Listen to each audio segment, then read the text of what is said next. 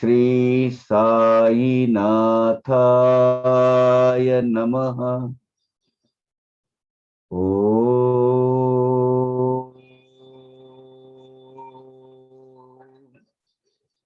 श्री साई नाथाय नमः।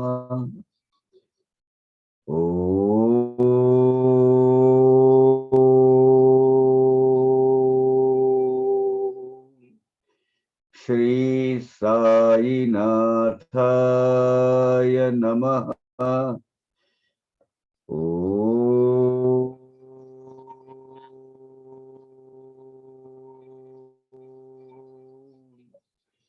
श्री साई नाथाय नमः।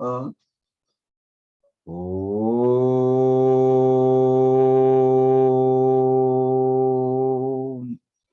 श्री साई नाथाय नमः। ओम Sai Ram. We start with stanza 94.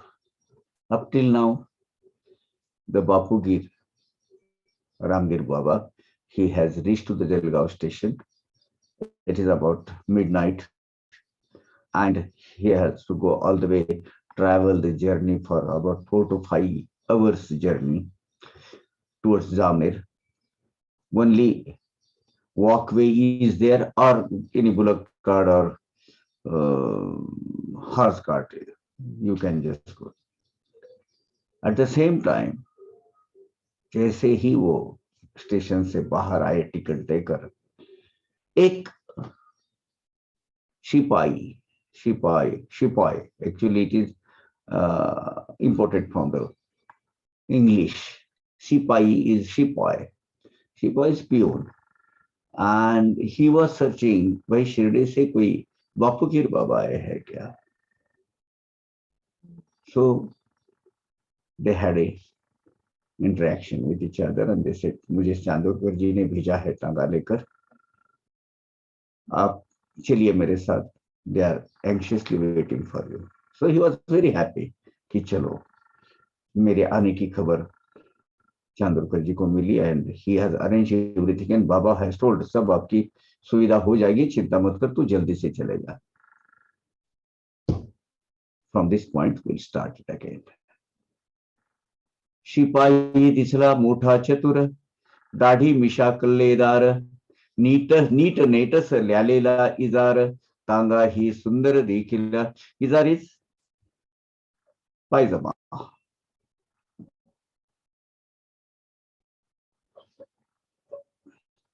Izaris paisaba. He was having a proper attire,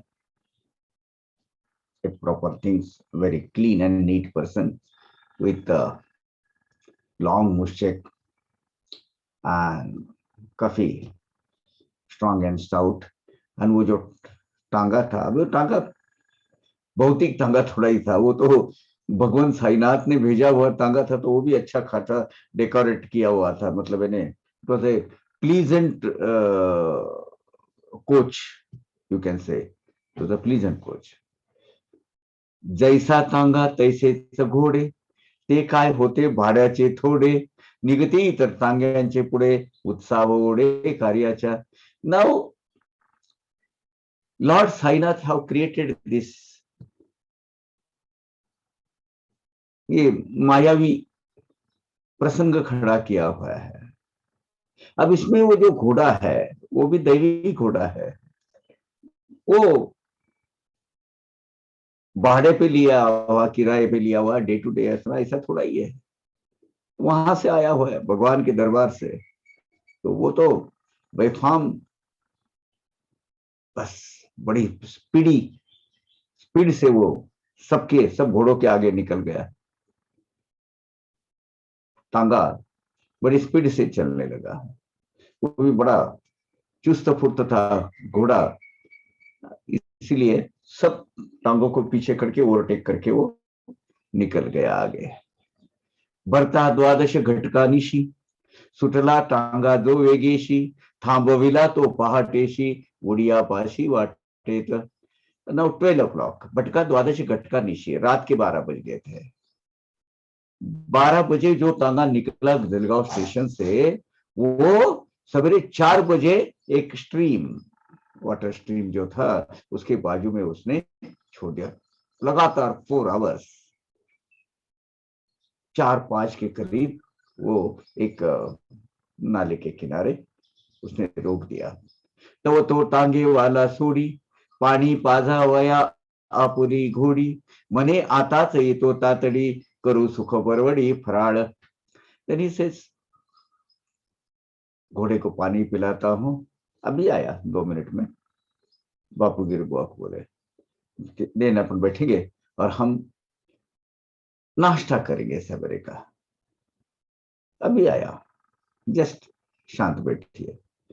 पाणी घेऊन येतो थोडे, खाऊ आपण आंबे पेढे, आणिक गुळ पापडीचे तुकडे, झुपून घे घोडे निघू मग, झुंपून घोडे निघू मग।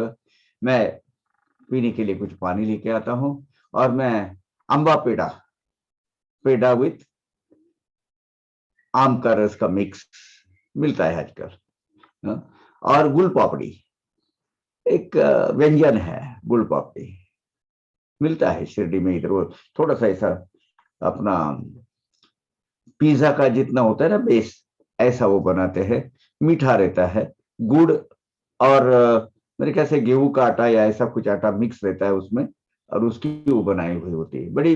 और गेहूं का नहीं, कुछ दूसरा व्यंजन होगा, क्योंकि वो उपवास के लिए भी खाते हैं, व्हेन यू फास्ट इट। वो फास्टिंग बाबा को पसंद नहीं, लेकिन सब कुछ करते तब उसके लिए गुड़ पापड़ी खाते हैं। क्या गेहूं का भी हो सकता है, I don't know, but it is there. अभी वो उसका जो टोटल अटायर बाहर से दिखता तो था वो मुसलमान टाइप, मुस्लिम टाइप, और ये है हिंदू गोसावी। तो ठीक है, आप एक काम करते, अपना अम्बा पेड़ा और गुल पापड़ी का नाश्ता करते, थोड़ा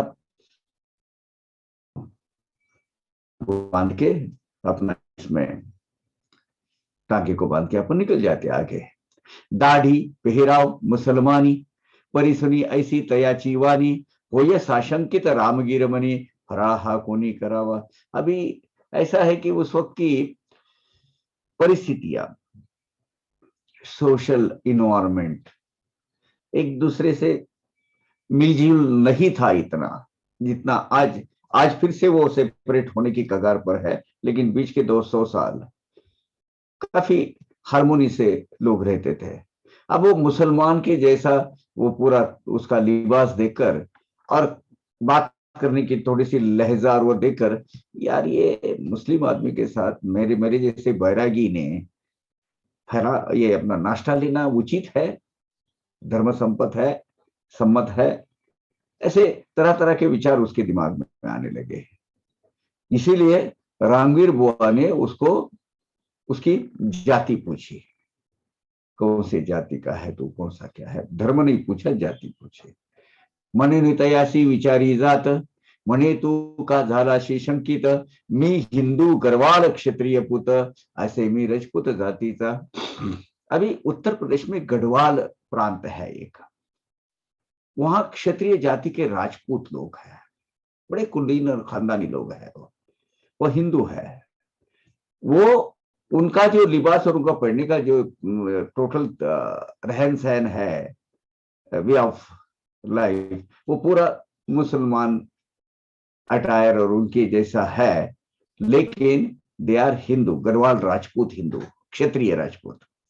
उसने बोला, अब जब उनकी जाति पूछी गई तो उन्होंने पूछा कि अरे आप शंका क्यों ले रहे हैं, मैं हिंदू हूं, गढ़वाल क्षत्रिय राजपूत हूं, और आप चिंता मत कीजिए, मैं 100% कुलीन और खानदानी मैं हिंदू हूं। फराळ ही नाना देती, तुझ्या लागी मद संगती, शंकू नको यत्किंचित निश्चिती, स्वस्थ चित्ती ठेवी ही। और ये जो दिया है, ये जो नाश्ते का सामान, ये भी नाना साहब ने दिया है तेरे लिए, मेरे साथ तुम्हें देने के लिए तो भेजा है ये। तो किसी भी आशंका मन में ना लाते हुए स्वस्थ चित्त से तो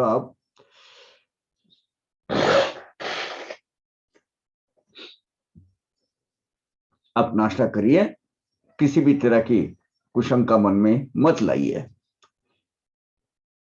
ऐसा जेव्हा विश्वास पटला, मग त्या दोघांनी फराळ केला, टांगेवाल्याने तांगा जोड़ीला, प्रवास संपला अरुणोदय।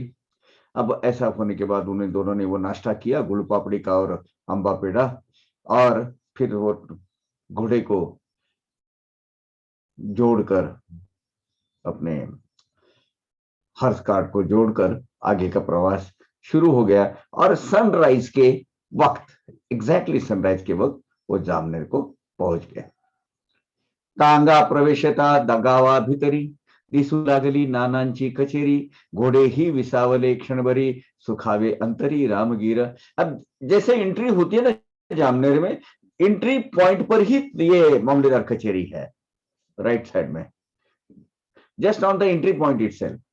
तो जैसे गांव के अंदर वो प्रवेश हुआ टांगे का, तो राइट साइड में उनको नाना साहब चांदोरकर साहब की कचेरी दिखी, और घोड़ा भी थोड़ा शांति से खड़ा रह गया। रामगीर बुआ को बहुत बड़ा प्रसन्न लगा कि चलो हम हमारे स्थान पर पहुंच गए हैं। बुआस दाटली लघु शंका, बसाया गेले बाजू से का, पूर्वस्थळी परतती जो का आश्चर्य देखा वर्तले। अब हुआ यो कि उनको थोड़ा सा नंबर 2 के लिए जाने, यूरिनल के जाने का था उनको, तो वो गए बाजू में। अब वहां तो देहात है पूरा, वो खेत में बाजू में जाके बैठ गए होंगे रास्ते के बाजू में। इतनी यातायात नहीं है वो रास्ते पे, मैंने आज भी नहीं है इतनी, मैंने देखा थोड़ा भरा है अभी, लेकिन इतना नहीं है।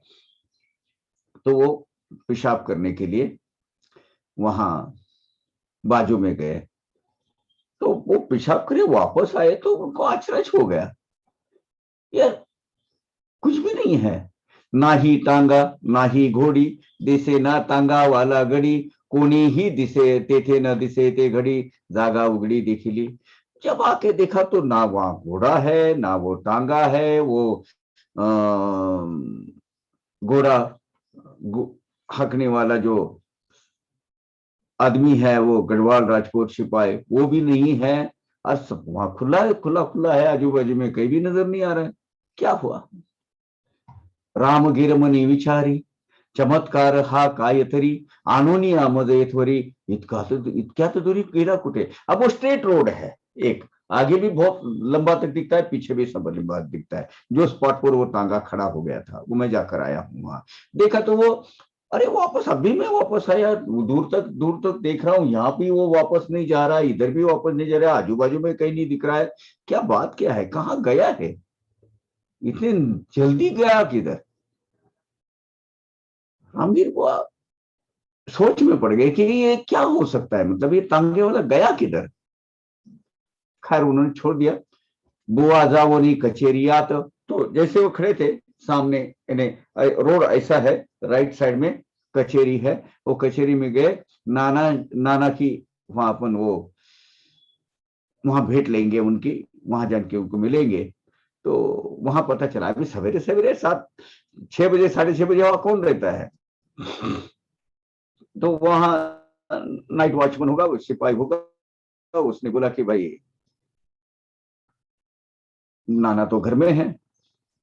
बुआ जाऊनी कचेरियात, नानांची भेट घ्यावया उत्कंठित, अस्ति निजगृही हे कळता वृत्त, जावया तय प्रवृत्त जाहला।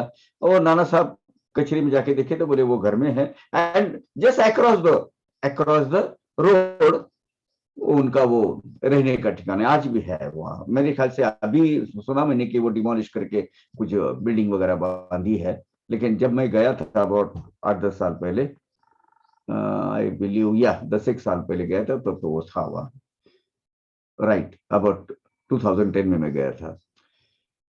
तो फिर बुवा वाटणे पुसत चालला, सहज नानांचा पत्ता लागला, ओटीवर जो दावून बैसला, हात बोलविला नाही। अब वो कॉटेज है, वो बैरक कॉटेज ऐसा, वो जो कौलारू घर होता है ना वैसा, वहां नाना के इमीडिएटली वो 2 कदम पे फासले पर है, वो छत कदम पे वहां गए और वहां वरांडा में बैठे, और नाना को मैसेज भेजा कि मैं आया हूं। नाना ने अंदर बुला लिया उनको। अब सही कथा यहां से स्टार्ट होती है, सही में अचरज।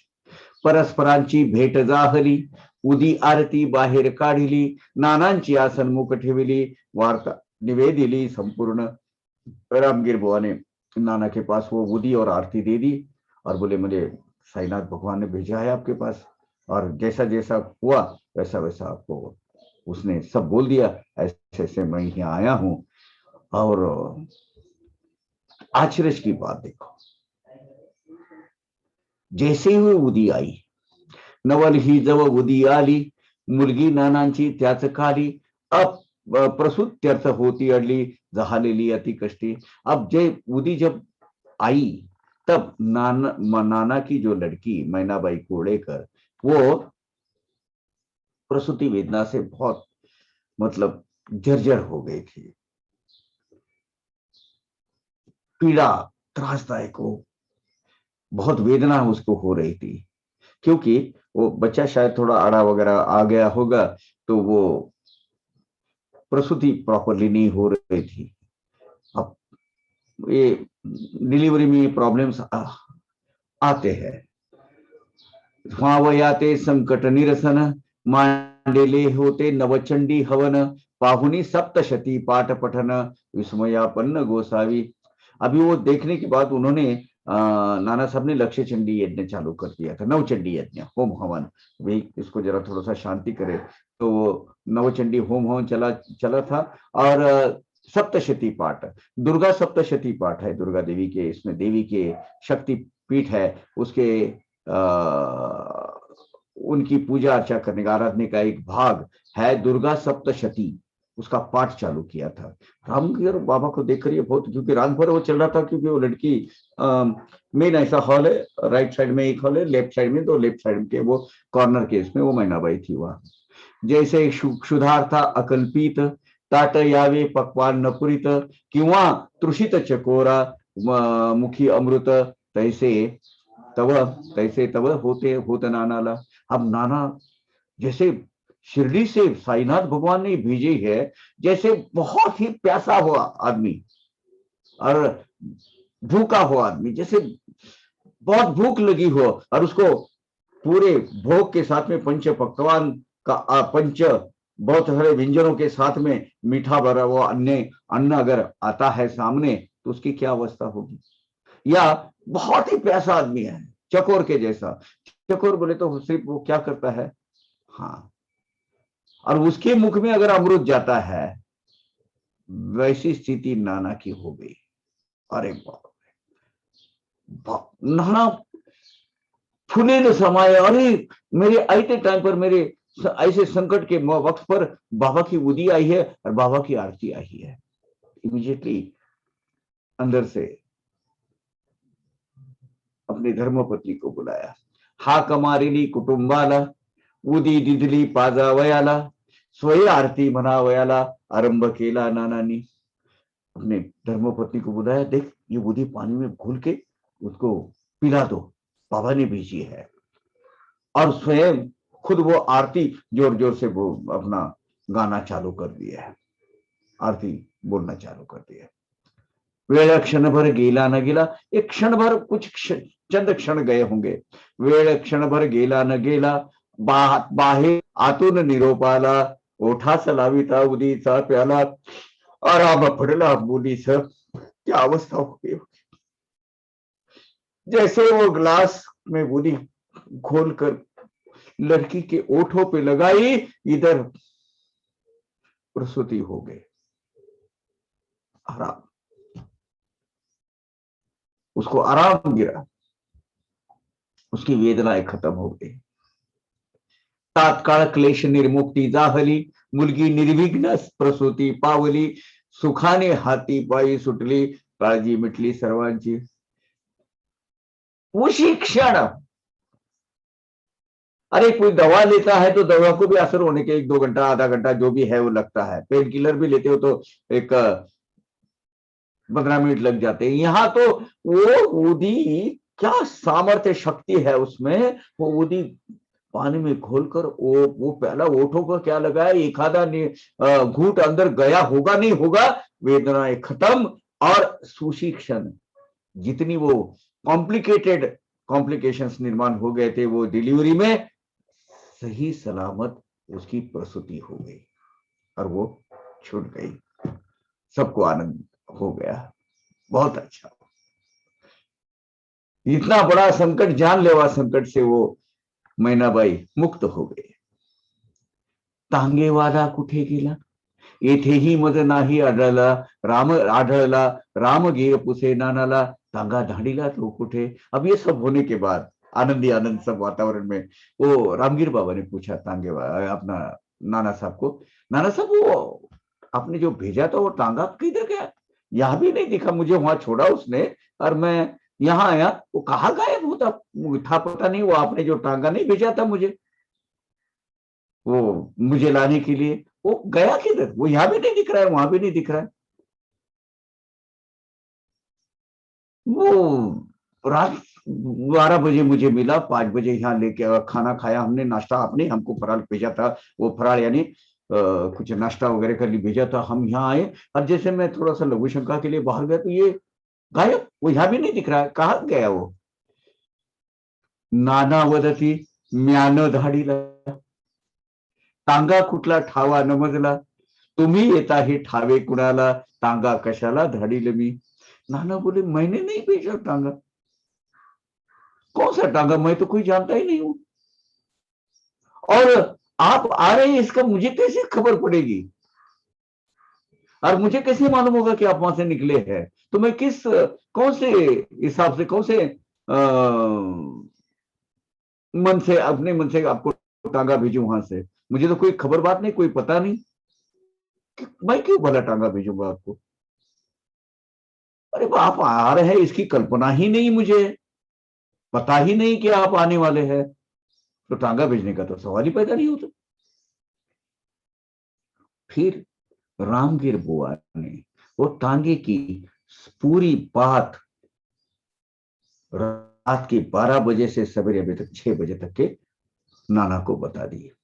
मग बुवांनी तांग्याची कथा आमूलाग्र कथिली समजता, विस्मय वाटला नानांचे चित्ता, पाहुनी वत्सलता बाबांची। बस याद रखिए क्या क्या अवस्था हो गई होगी नाना की, आप सोचिए। अरे वो टांगा, वो टांगे वाला, वो राहगीर, और राहगीर को लेके आया बापूगीर को, यहां तक के कौन हो सकता है। नाना को रामगीर बुआ ने वो सविस्तार से सब कथा सुनाई, और बाबा का वात्सल्य, बाबा का प्रेम, बाबा की कृपा छाया, बाबा ने अपने भक्तों के लिए जो अपनी चिंता उनको जो होती है, वो दूर दूर तक अपने भक्तों का ख्याल रखते हैं। इतने दूर लड़की को प्रसूति की वेदना हो रही है, डिलीवरी पेन्स हो रहे हैं उसको, लेबर पेन्स हो रहे हैं, लेकिन वो कॉम्प्लिकेशंस हो गए हैं डिलीवरी में, उसको मुक्त करने के लिए एक मायावी टांगे वाला खड़ा किया, माइक टांगे वाला खड़ा करके बाबा ने यहां तक भेजा। सबके आंखों में आंसू आने लगे। भगवान साई, क्या तेरी कृपा है प्रभु, मेरे इतने दुर्धर संकट में लड़की की जान जा रही थी, आपने हमारा संरक्षण किया संकट से। कुठला तांगा कुठला शिपाई, नट नाटकी ही माऊली आई, संकट समय धावत येई, भावा पायी भक्तांच्या। अरे काय का टांगा, काय का शिपाई, ये माऊली नटनाटकी नौटंकी करने वाली साईनाथ माऊली, उन्होंने ये सब घटित किया अपने भक्तों के संकटों में दौड़ कर आती है संरक्षण करने के लिए। और वो जो भाव है, भक्तों का भाव, वो बाबा उसके लिए क्या बोलते हैं, तुम सच्चे दिल से मेरा नाम लो, मैं दौड़ा दौड़ा तुम्हारे लिए चलाऊंगा। देखो तांगा, सिपाही, ये सब मायावी जगत खड़ा करके जो नहीं है वो प्रकृति से प्रत्यक्ष रूप में खड़ा करके बाबा ने ये लीला रचाई। क्या हो गया होगा। असो आता कथा अनुसंधान, पुढे चालवू पूर्वील कथन, पुढे काही कालांतरे करून बाबा ही निर्वाण पावले। अभी आगे क्या कथा अनुसंधान आगे जो कथा है मैं बताता हूं।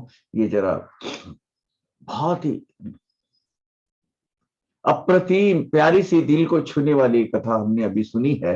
एक 2 मिनट का सांस लेने का दिल करता है। चलो अभी अगली कथा देखते हैं। पुढे चालू पुरील करने पीछे जो कथा हमने ली थी वह भी कथा हम आगे चलाएंगे। आगे कुछ काल के बाद बाबा ने देह छोड़ दिया। सन 1918 विजयादशमी सन दसरा पाहुनी बाबांनी हा शुभ दिन भरा केला धरार्पण निज देह। तो ये जो छोला लिया था बाबा ने 1918 में विजयादशमी के शुभ मुहूर्त पर बाबा ने अपना धन अपना प्रकृति को वापस दिया, अपना देह। वो नारायण नारायण मोतीराम जानी इनकी जो कथा चल रही थी बीच में ये कथा आ गई। अभी कथा हम चलाते हैं। एक बार मिले थे श्री नारायण मोतीराम जानी, नारायण मोतीराम रानड़े, जिनके वंशज अभी पुणे में रहते हैं। तो एक बार मिले, उसके बाद बाबा के ऊपर वो ऐसी ऐसी अनुभूति आई नारायण मोतीराम जानी जी को कि बस बाबा के हार्डकोर भक्त बन गए। बाबा के सिवा कुछ है नहीं दूसरा। बाबा ने भी अपना देह त्याग कर दिया। मग पुढे जाहली समाधी नारायण राव तयादी बाबा देहदरी तदी दर्शन साधी दो वेळा। वो बाबा जब देहधारी थे, चैतन्य थे, चैतन्य युक्त थे, तब नारायण राव ने सिर्फ 2 बार उनके दर्शन का संधि प्राप्त की थी, अवसर प्राप्त कर लिया था। उनको योग आया था 2 बार का।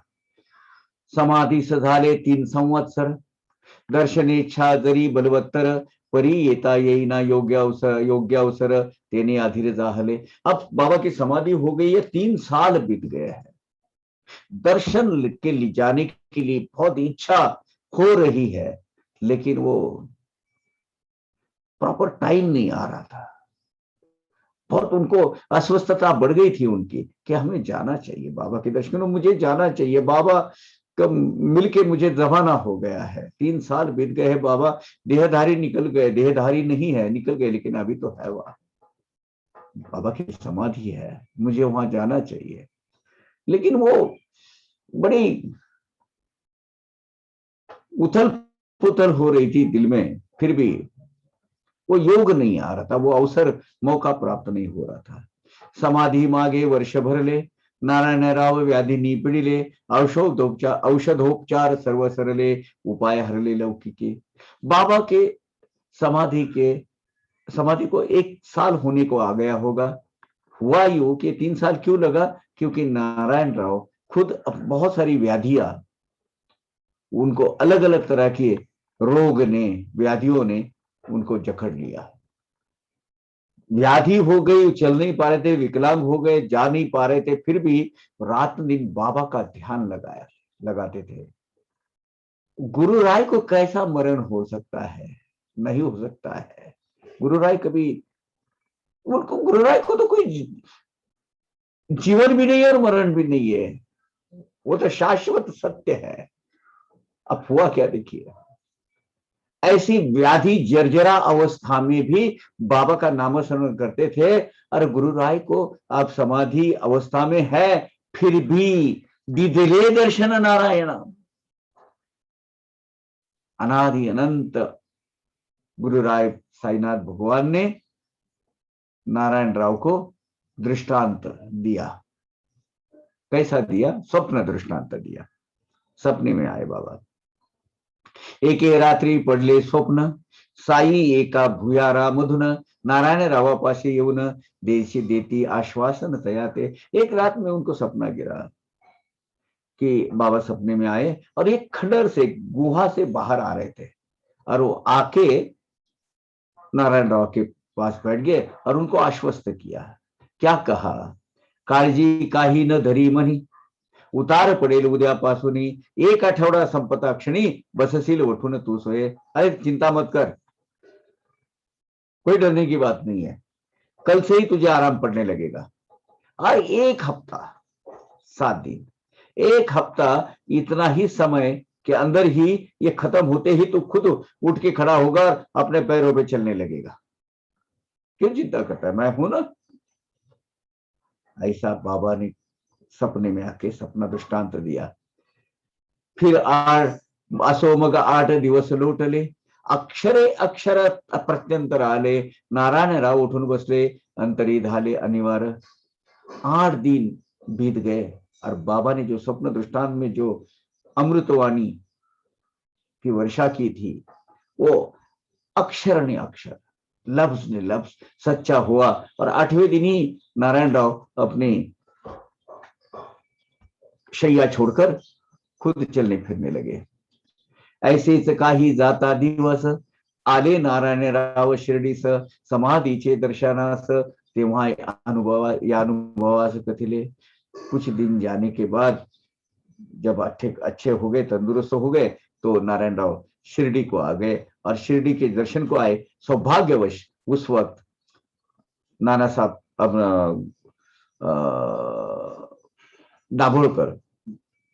दाभोलकर भी वहां थे, हेमाडपंत जी वहां थे, और हेमाडपंत जी को उन्होंने स्वयं बीती ये कहानी उनको बताई थी। ये उनके साथ जो घटी कहानी नहीं, अनुभूति, वो उनको बताई। और उसकी वजह से ना हेमाडपंत जी ने इसको ये अध्याय में स्थान दिया। क्या कहती है वेदा? देहधारी म्हणून जीत, समाधिस्थ ते कायमृत, साई जनन मरणातीत, सदा अनिश्चित स्थिर स्तरी, स्थिर चरी। अनुश्चित, अनुश्चित यानी बंधे हुए, व्याप्त किए, व्याप्त, उसके अंदर लिप्त। सिर्फ देहधारी बाबा थे इसलिए वो जीवित थे, और अभी समाधि में है, तो क्या मृतावस्था में है वो? समाधिस्थ जे काय मृत, समाधि अवस्था में बाबा है, तो वो मृत अवस्था में है क्या? नहीं, साईनाथ भगवान जनन मरणातीत, उनको ना जन्म लेना है, ना उनको मरण है, ना उनको जन्म है। वो तो जन्म मरण के परे है साईनाथ भगवान। एक बार एक जगह तीर्थ क्षेत्र उन्होंने जो बनाया, तो तीर्थ क्षेत्रस्थ बनकर वहां है। देहधारी है इसलिए जीवित है, और देहधारी नहीं है, सब समाधि अवस्था में है, इसका मतलब ये हुआ कि मृतावस्था में है? नहीं, साईनाथ भगवान जन्म मरणातीत है, जन्म मरण के परे है। ये सकल चराचर उनसे व्याप्त है, सब जगह वहां क्या है? वो उपस्थित है, वहां वो मौजूद है। दिखते नहीं है मतलब नहीं, ऐसा नहीं होता। हमें फिजिकली दिखते नहीं, इसके लिए वहां नहीं है, ऐसा होता है क्या? नहीं होता है। वन्नी जैसा काष्टी गुप्त, दिसे ना परी तदंतरहित, घर्षण प्रयोगे होई प्रदीप्त, तैसाच भक्तार्थ हा साई। अब लकड़ी होती है काष्ठ, और काष्ठ के अंदर अग्नि पहले से ही प्रदीप्त रहता है, वहां मौजूद रहता है। दिखता है क्या? ऐसे लकड़ी ले ली हाथ में, तो लकड़ी में वो उसके अंदर का जो अग्नि भरा हुआ है, अग्नि तत्व दिखता है क्या? लेकिन उसके अंदर रहता है ना। जरा थोड़ा सा लकड़ी को लकड़ी घिसो आप, या तो लकड़ी को लकड़ी लगा के जला माती, इसकी जिलेबी क्या होता है? घर्षण से होती है। एक लकड़ी एक दूसरे को घिसते घिसते क्या होता है? अंगार निकलती है, वो जो दीप प्रज्वलित हो जाता है, अग्नि प्रज्वलित हो जाता है। वैसा ही अपने भक्ति रूप से, भक्ति के माध्यम से, भक्ति भाव के माध्यम से, ये जो चराचर में भरा हुआ साई, साई एंड साई, इसको भक्ति भाव से प्रदीप्त करिए। अपने दिल के अंदर की ज्योत, अपने हृदय के अंदर की ज्योत जलाइए, और वो ज्योत के प्रकाश में सब भूत मात्र में, प्राणी मात्र में, चराचर में, चल अचल में, वस्तु में, जड़ जीवों में भरा हुआ है साई, इसकी पहचान करा दीजिए, पहचान दीजिए इसको। सब जगह वो है। अपनी भक्ति की कक्षा इतनी विकसित करिए कि सब जगह साई ही साई नजर आना चाहिए। एकदा जो प्रेमे देखिला, तयाचा आजन्म अंकित झाला, केवळ अनन्य प्रेमाचा भुकेला, तयाच्या हकेला वो देई। एकदा का साई एक बार अगर साई भगवत को आप प्रेम से हाथ दीजिए, प्रेम से पुकारे, साईनाथ भगवान आजन्म वो भक्तों के अधीन हो जाते हैं, भक्तों के आश्रय स्थान, भक्तों के आश्रय स्थान बन जाते हैं। साईनाथ भगवान को केवल भाव चाहिए, भक्ति भाव, बाकी कुछ नहीं चाहिए आपसे। पुष्पम समर्पयामि, फलम समर्पयामि, अन्नम समर्पयामि, दीपम दर्शयामि, नमस्कारोमि, सर्वोपचारार्थे अक्षताम समर्पयामि, कोई जरूरत नहीं है। बाबा को चाहिए भक्ति भाव, दो हाथ एक माथा, भगवान आप है ना मेरे साथ, फिर मुझे क्या। इस भाव से हमेशा बाबा को पुकारते रहिए, बाबा को बुलाते रहिए। बाबा अपने जीवन का एक अनअवॉइडेबल, इनसेपरेबल हिस्सा है, अपना एक अवयव है, शरीर का एक अहम अंग है, ऐसा समझिए। और फिर बाबा आपके हर एक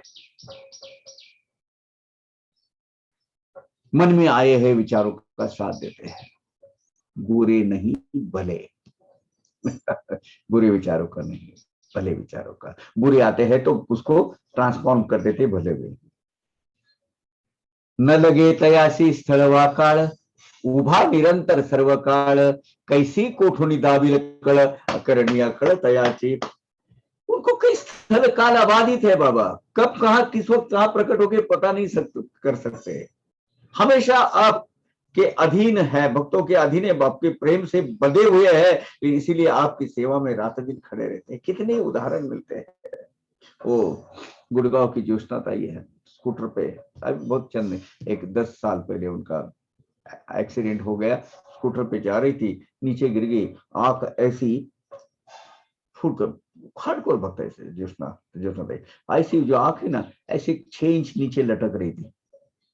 वैसा ही वो पकड़ के बाजू वाले के दवाखाने में गई, दवाखाने में उसका ऑपरेशन कराया। उस वक्त बाजू में बाबा खड़े थे, अरे बेटा डरना नहीं, मैं तेरा ऑपरेशन करने वाला हूं। और बाबा वहां खड़े होकर उनका ऑपरेशन क्या किया, ऑपरेशन सक्सेसफुल किया। इतना आंख नीचे 6 इंच ऐसा करा था, वो बराबर वहां प्रॉपर वो कैविटी में बिठाया गया, ऑपरेशन किया गया, स्टिचेस लगाए गए, एंड शी स्टिल, अभी थोड़ी सी उनकी दृष्टि हिल गई है लेकिन वो देख पाती है। ये जो है ना, ये बाबा आज भी घटित कराते हैं। उनको कोई समय की पाबंदी नहीं है, कोई स्थल की पाबंदी नहीं है, कोई काल की पाबंदी नहीं है। और कैसी किस वक्त कहां वो बटन दबाएंगे उनकी करनी अगाध है वो कब बाबा किस वक्त क्या करेंगे, मोस्ट अनप्रिडिक्टिव, मोस्ट अनप्रिडिक्टिव। बोल नहीं सकते किस वक्त क्या करिश्मा आपके जीवन में लेके आ सकते हैं। ऐसी काही करील रचना, मनात येतील कुतर्क नाना, तो दृष्टि ठेविता चरना, ध्यान धारणा वाढेल। ऐसी रचना करवाते थे कि आपके मन के अंतर के नाना कुतर्क को निकाल कर साई चरणों में अगर आपका भक्ति भाव दृढ़ करना है, दृढ़ करवाते हैं और ध्यान धारने में लगते हैं। बाबा की ध्यान धारना नहीं, ऐसा वो करते बैठना नहीं है, हमेशा बाबा को यहाँ, हमेशा बाबा को यहाँ से अपना दिल और दिमाग बाबा से व्याप्त होना चाहिए। यही ध्यान धारणा का एक फॉर्म है। चित्त एकाग्र होता है, ऐसे सूक्ष्म लेवल पर ऐसी कुछ योजना बनाते हैं कि आपके दिल के अंदर, अंतर के अंदर कुछ अगर मैल, वो संकल्प विकल्प कुतर्क को इसका अगर कुछ का मैल यहाँ जमा हो गया हो, साफ धो देते हैं। और साई चरणों में माथा टेकने से अपनी ध्यान धारणा, अपनी उनकी तरफ की भक्ति, अपना उनकी तरफ का लगाव बढ़ जाता है, दृढ़ होता है, चित्त लक्ष्य केंद्रित हो जाता है उनकी तरफ। ऐसे झालिया एकाग्र मन, घडेल अत्यंत साई चिंतन, हेच हा साई घेई करवून, कार्य ही निर्विघ्न पार पड़े। ऐसे एक लक्ष्य कर कर अगर आपका मन पूरा केंद्रित हो गया है साई के चरणों में, और आप साई के चिंतन में ही आप हमेशा हो, तो ये साईनाथ भगवान आपसे सभी कार्य निर्विघ्नता से पार करवा लेंगे और कर आपसे गठित करवा लेंगे। वो कोई जरूरत नहीं किसी का, यानी बाबा की जो भक्ति है यही तो उसकी सहजता है, सहज भाव है उसमें। तो स्पेशल ऐसा कुछ करना नहीं पड़ता है उसके लिए। भगवे वस्त्र परिधान करो, हाथ में कमल लाख निरंजन करते ओम साई नाथाय नमः, कोई जरूरत नहीं है। आपकी रोजमर्रा की जिंदगी जो है, जीवन जो जिस तरह की जीवन आप जीते हैं उसी तरीके से आप काम करते रहिए। व्यवहार न लगे सोडा वयास, सुटेल आपो आप हव्यास, ऐसा हा मना लाविका अभ्यास, कार्य ही अप्रयास अप्रयास घडेल। अब व्यवहार बोले तो क्या सिर्फ झूठ मूठ ही होता है कि व्यवहार व्यवहार होता है। आप सच्चे दिल से अगर इसे व्यवहार करोगे तो आपकी जो लालच है, आपकी जो हव्यास है, आपका जो हाव है, वो लोभ है, वो छूट जाता है ऑटोमेटिकली। लेकिन इसका मतलब ये नहीं कि रोजमर्रा की जिंदगी के व्यवहार मत छोड़ो, नहीं तो लोग आपको उल्लू बना देते हैं। जो ठगी लोग होते हैं, व्यवहारिक लेवल पर आप सतर्क सजग रहिएगा। बाबा भी खुद रहते थे बहुत। और ऐसा अभ्यास करते करते करते अपना वो ऑपरेटिंग प्रैक्टिस करते जीवन का एक हिस्सा अगर बन जाए तो बिना किसी कष्ट से, बिना किसी सायास से आप ये सब कार्य निर्विघ्नता से पार करते रहेंगे, पढ़ते रहेंगे, होते रहेंगे और आपका पारमार्थिक प्रवास अच्छी तरह चलते रहेगा। भगवान की असीम कृपा है, मेरा पारमार्थिक प्रवास ऐसा ही चलता रहे, यही बाबा के चरणों में प्रार्थना। भौतिक जगत की सब सुविधाएं, सब कंफर्टेबल तो उन्होंने दे के रखा है, अभी दे रहे हैं, लेकिन मेरा पारमार्थिक प्रवास अच्छी तरह से चलते रहे, यही बाबा के चरणों में प्रार्थना है। कर्म भूमि से आला से देह, कर्मे घडतील निसंदेह, श्री पुत्र वित्त आणि गेह, यथेच्छ परिग्रह हो का। कर्म भूमि को जो देह आया है, अब कर्म क्यों करना है? पहले जो कर्म की है उसकी सब रिवर्ट करने ना भाई, वो एक एक फाइल सब क्लोज करनी है ना, सब अपने प्लस और माइनस अकाउंट जीरोराइज करने हैं ना। तो उस हिसाब से पारमार्थिक आपकी मानसिकता है, आप साईं भगवान के भक्त है, तो आपकी एक एक एक एक एक एक फाइल क्लोज होती जाएगी, नई फाइलें ओपन होने के मौका ही नहीं आएगा, क्योंकि नए फाइल के जितने भी आपके डिसीजंस है वो डिसीजंस बाबा फिल्टर करवाएंगे। सो नए कर्म, नए गड्ढे जो बनते हैं वो नए गड्ढे बनने से बंद हो जाएंगे। फिर क्या रहेगा? भोग बाकी रहेंगे, वो भोग भोगो। और श्री पुत्र वित्त और गेह, जितना चाहिए उतना संग्रह हो जाता है। लेकिन कर्म भोग और प्रारब्ध भोग के भोगों के अनुसार निश्चित से अपने को भोग भोगने ही लगते हैं, और वो भोगने के लिए तो ये पीछे चलते, श्री पुत्र वैभव ग्रह, ये जो चीज है घर गृहस्थी क्यों लगी है? ये फाइल क्लोज करने की है भाई। इसमें हमारा विवेक जागृत होना चाहिए। याद रखना, जितनी बार आप मुर्गियों के मारोगे उतनी बार वो मुर्गियों के जन्म में आपको जाना है।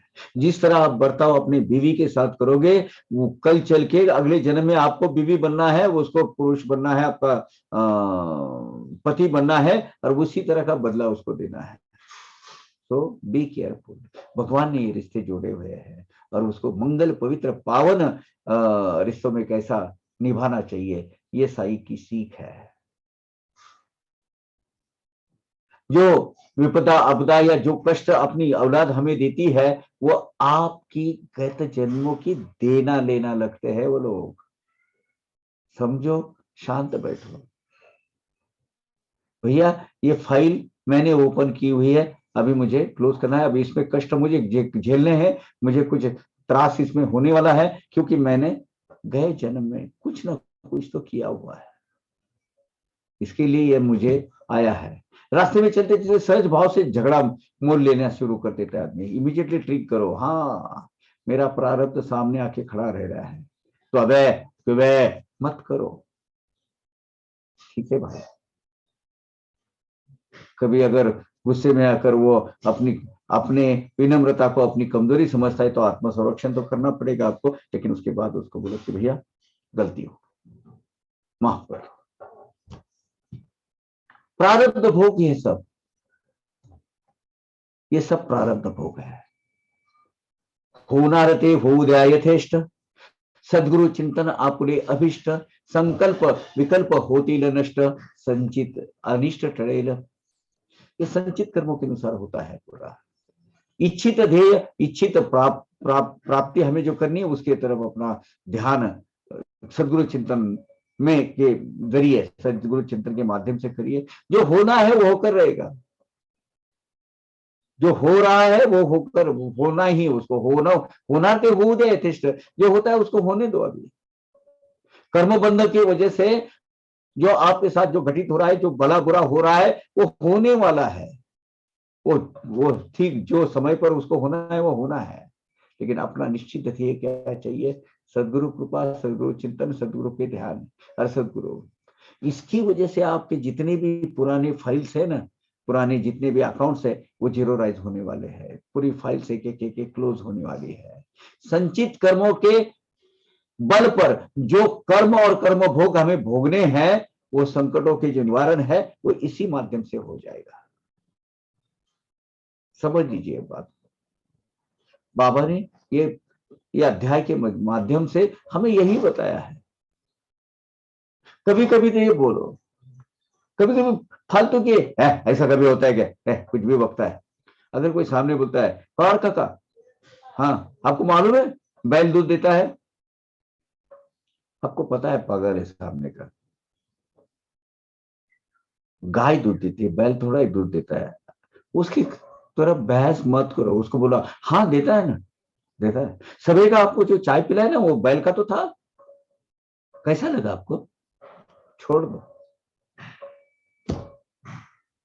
बिना वजह किसी के साथ ये कॉन्ट्राडिक्शन और बहस और ये जो है ना क्रिटिक, छोड़ दो उसको। क्योंकि बाबा हमेशा आपको ताकते हैं, देखते हैं, परखते हैं, निरखते हैं, आपका भक्ति भाव देखते रहते हैं। पाहोनिया भक्त भाव, कैसे साई महानुभाव, दावित भक्तास एक एक अनुभव, वैभव वाढवित वाढवित वैभव भक्तीचे। महानुभाव श्रेष्ठ महान आत्मा बाबा क्या करते हैं, भक्तों का भक्ति भाव की डेंसिटी और ग्रेविटी देखकर सर्वश्रेष्ठ साई भगवंत भक्तों की भक्ति को दृढ़ीकरण करने के लिए, भक्ति का दृढ़ीकरण करने के लिए ऐसी एक अनुभूतियां देते जाते हैं और भक्तों को वो जताते हैं कि देख मैं तेरे साथ हूं। और अपने को इसका आश्चर्य लगता है, क्या मेरे साईं भगवान क्या करवाते हैं देखो, क्योंकि बाबा है ही ऐसे। जब चाहिए वो अपने दिल में आया, अपने भक्तों को दिल किया ना उनका, चलो आज मिलना है मेरे भक्त को, प्यार है, निकल जाएंगे, इमीडिएटली आ जाएंगे। ऐसे अनुभूति दे देंगे कि आपको लगता है हाँ बाबा आए थे, बाबा आए हैं, इधर है, आपको अनुभूति प्राप्त होगी। वाटेल तैसा वेश घेती, मानेल तेथे प्रकट होती, भक्त कल्याणार्थ कुठेही फिरती, शिष्य भावार्थी पाहिजे। शिष्य अगर भावार्थ उसका भाव भरा पूर्ण भक्ति भाव पूर्ण है तो बाबा किसी भी रूप में कहीं भी प्रकट हो जाते हैं। भक्तों का भाव देखकर भक्तों के कल्याण के लिए स्थल काल की पूरी मर्यादा को तोड़कर बाबा कहीं भी संचार करते हैं, बाबा कहीं भी संचार करते हैं। मैं आपको एक घटना बताऊंगा जो हुई थी, मेरे सामने घटित हुई है। बाबा आज भी वो मौजूद है, अभी हो गए उसको 20 कितने 21 बहुत हो गए, 14 और 21 35 साल हो गए उसको। मैं सऊदी अरब में काम करता था। अब सऊदी अरब में एक मस्जिद है, मस्जिद माई के बाजू में 3 लड़के पार्टनर करके रहते थे। एक टेलर शॉप में काम करता था वो, उसमें से एक हिंदू लड़का, वो यहाँ का था, वो कहाँ का, यहाँ गोवा का था, टेलर, और टेलर काम के लिए वहां गए थे। अब एक हिंदू और 2 मुस्लिम है। एक घर में वो एक रूम लेकर बैठे थे कि वो छोटे टेलर शॉप में, बकाला बकाला नहीं शॉप, वो उसमें देखिए वो बाजू में अपना रहेश करते थे। अब और बाजू में मस्जिद थी। अब टेलर शॉप जो वहां है, उसने ये 3-4 लड़के गवर्नमेंट की वीजा लेकर इनको जो बुलाया था, आपने छोटा, उसकी आमदनी कितनी होगी क्या होगी। अब एक बार झगड़ा हो गया तीनों में, सच्ची कहानी बताओ, सच एक बार झगड़ा हो गया तीनों में, और झगड़ा करते कोई सब्जी में कुछ नमक ज्यादा गिर गया था, तो वो जो लड़का है हिंदू लड़का, वो मुस्लिम लड़की को उसके पीछे भाग रहा था, और वो गया मस्जिद में, उतने में ये भी उसके पीछे गया। ये भूल गया कि हिंदू वहां के इसमें मस्जिद में नहीं जा सकता है, तो उतने में उसने बोला अरे काफर काफर, ये हिंदू है, ये देखो गाड़ी इसमें आया है, किसमें आया है, मस्जिद में आया है। So he was immediately arrested by religious police, handed over to the civil police, and he was presented in the court. अब वहां की सजाएं बहुत कड़वी और तीखी है, इसलिए वहां डेथ ऑफ क्राइम बहुत कम है। तो सजा सुनाई गई कि देखो भाई, जिस एरिया में वो गया है वो अपवित्र हो गया है, इसीलिए वो मारा जाए, वो तोड़ दिया जाए, और उसका जो कॉम्पेंसेशन है या इससे लो आयुष्मान हो, यशवंत हो, जयवंत हो, वाला कॉफी आना कड़क चाहिए। तो या तो उसका जो स्पॉन्सर है वो भरे, वो या लड़का भरे, और उसका कीमत आया 2,40,000 रियाल। जो रिकंस्ट्रक्शन की कॉस्ट कहां से भरेगा, इसको 700-800 रियाल का पगार, 1,000 रियाल होगा मैक्सिमम। वो जो दुकान चलाने वाला उसकी भी इतनी हैसियत नहीं। तो बोले इतने इतने दिन के अंदर वो भरना है, नहीं तो उसके जो पैरों से वो गया है वो काट दिए जाएंगे। सजा है, अपने अपने मुल्क के अपने अपने खुद के ये है, सर्वसम्मति से किए हुए वो कानून है। जिस दिन उसको फिर से, उस वक्त उसने लेटर लिखा अपने माँ बाप को, बाबा मेरी जिंदगी खराब हो गई अभी, अब मैं ऐसा ऐसा मेरे से गलती से ऐसा होश में नहीं था, बस आ गया इसमें, और ऐसा ऐसा मुझ पर संकट आया है। वो साईं बाबा के भक्त थे, गोवा में जो टेलर शॉप था उनका, वो साईं बाबा के भक्त थे। उन्होंने बाबा को बोला बाबा बचा लो मेरे बच्चे को। वहां कोर्ट में जब वो पेशगी हुई, पैरवी चालू हो गई, इतने में एक सऊदी पर्सन, बोले है पैसा, बोले नहीं है। वो वर्डिक्ट लिखने के पहले एक सऊदी पर्सन अंदर आया, हाथ में वो तशवी यानी वो जपमाला होती है उनकी, वो लेकर आया। बहुत बड़ा रईस खानदान का जैसा ऐसा लग रहा था, लोग आई एम दिस। तो उनको सऊदी को एक ये है रखिए, वो उनको आइडेंटिटी कार्ड है, वो आईडी कार्ड उससे बताए दिस माई हकामा, दिस माई आइडेंटिटी कार्ड हकामा। एंड ये उसके जो 2,40,000 है वो बिलिक के पास दिए, उसको बोला काउंट करो, और इसकी जो रिसिप्ट है मेरे इसको भेज देना, मेरे एड्रेस पे भेज देना, आई एम सऊदी। खैर बात खत्म हो गई, उधर ही उसने दे दिया, इसको बाइज्जत बरी कर दिया। वो 2,40,000 रुपए भर दिए, उनको मिल गया, वो सऊदी वहां से निकल गया। वो जो कोर्ट का जो प्यून है बेली, वो रिसिप्ट लेकर वो पते पर गया, ऐसे नाम का कोई सऊदी वहां अवेलेबल नहीं है, ऐसा कोई हकामा हकामा यानी वो जो रेसिडेंट परमिट है वो नहीं है, नेशनल आइडेंटिटी नेशनलिटी परमिट कुछ भी नहीं है। आज तक के वो रिसिप्ट वहां के सऊदी की कोर्ट में वैसी की वैसी पड़ी हुई है, no identity of that person. जब वो सही सलामत उसको फिर वो डिपोर्ट कर दिया गया, वो गोवा में आया, तो सपने में वो जिस दिन वो गोवा ने, चिंता नहीं कर तेरा लड़का आने के लिए निकला है, वो छूट गया है, उनके सपने में जाकर पड़े। This is exactly happened about 35 years back, I am the witness for it. क्या बोलेंगे आप? यह है बाबा, वाटेल तैसा वेश घेती, मानेल तेथे प्रकट होती, भक्त कल्याणार्थ कुठेही फिरती, कहीं भी 7 समंदर पार जाएंगे, ब्रह्मांड में जाएंगे। शिष्य भावार्थी चाहिए, शिष्य के भाव के हिसाब से बाबा कौन सा भी वेश परिधान कर कहीं भी जाएंगे। इसी आशय की कथा हम अभी सुनने जा रहे हैं। 5 मिनट का हम ब्रेक लेते हैं, अगली कथा सुनेंगे। आप मैं चेक करो यार, okay. when he yawns, after yawning, he says, "Oh, Sai Baba." And then one day I noticed that, and I asked him कि ये भाई ये आपका क्या क्या चीज है? Yawning is not a, I mean, it's a natural process. वो हर एक की बॉडी को कुछ होता है तो yawning हो जाता है. तो maybe rest is not enough, so yawning होता है. बट आप साई बाबा का नाम क्यों लेते हो यॉर्निंग करने के बाद में? लेकिन तो उन्होंने मुझे जवाब दिया कि he also doesn't know why he does that, but Sai स्मरण हो जाता है बस. So you see, that is beauty. ये साई स्मरण होने का ये ब्यूटी है. तो ये आपको हो जाना चाहिए. And if you develop some kind of a habit कि आप कुछ करने के से आपको साई स्मरण हो जाएगा, तो it will benefit. That is the only thing I can tell. क्योंकि स्मरण होना बहुत important है. You see, I think I can tell you human practices. Like in Marathi, we normally, when we get hurt, suppose हम चलते हैं और पैर में कुछ चोट लग गई, तो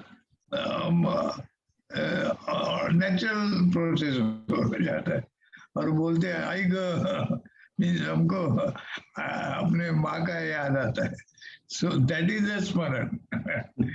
दैट स्मरण जो है वो अगर आप कोशिश करोगे और बाबा का स्मरण करोगे तो it will benefit. Baba will definitely come protect and help you. I think that is true. तो ये तो हर इंडिविजुअल का है अपना अपना. you try practice and it will benefit. That much I can say.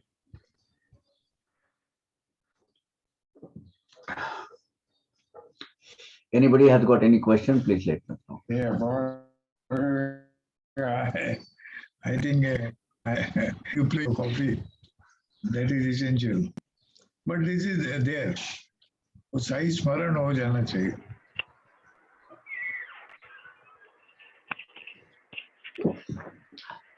ओम साई राम काका. बाबा किसी भी स्वरूप में कहा भी आ सकते. इस अर्थ की एक कथा है, वो कथा अभी हम सुनने जा रहे हैं.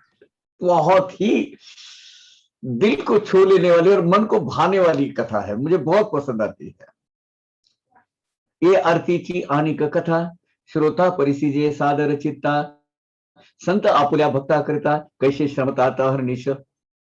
अपने भक्तों के कल्याण के लिए, उनका आध्यात्मिक उद्धार करने के लिए रात दिन भगवान कैसे कष्ट झेलते हैं, इसका बहुत अच्छा उदाहरण यानी ये कथा है.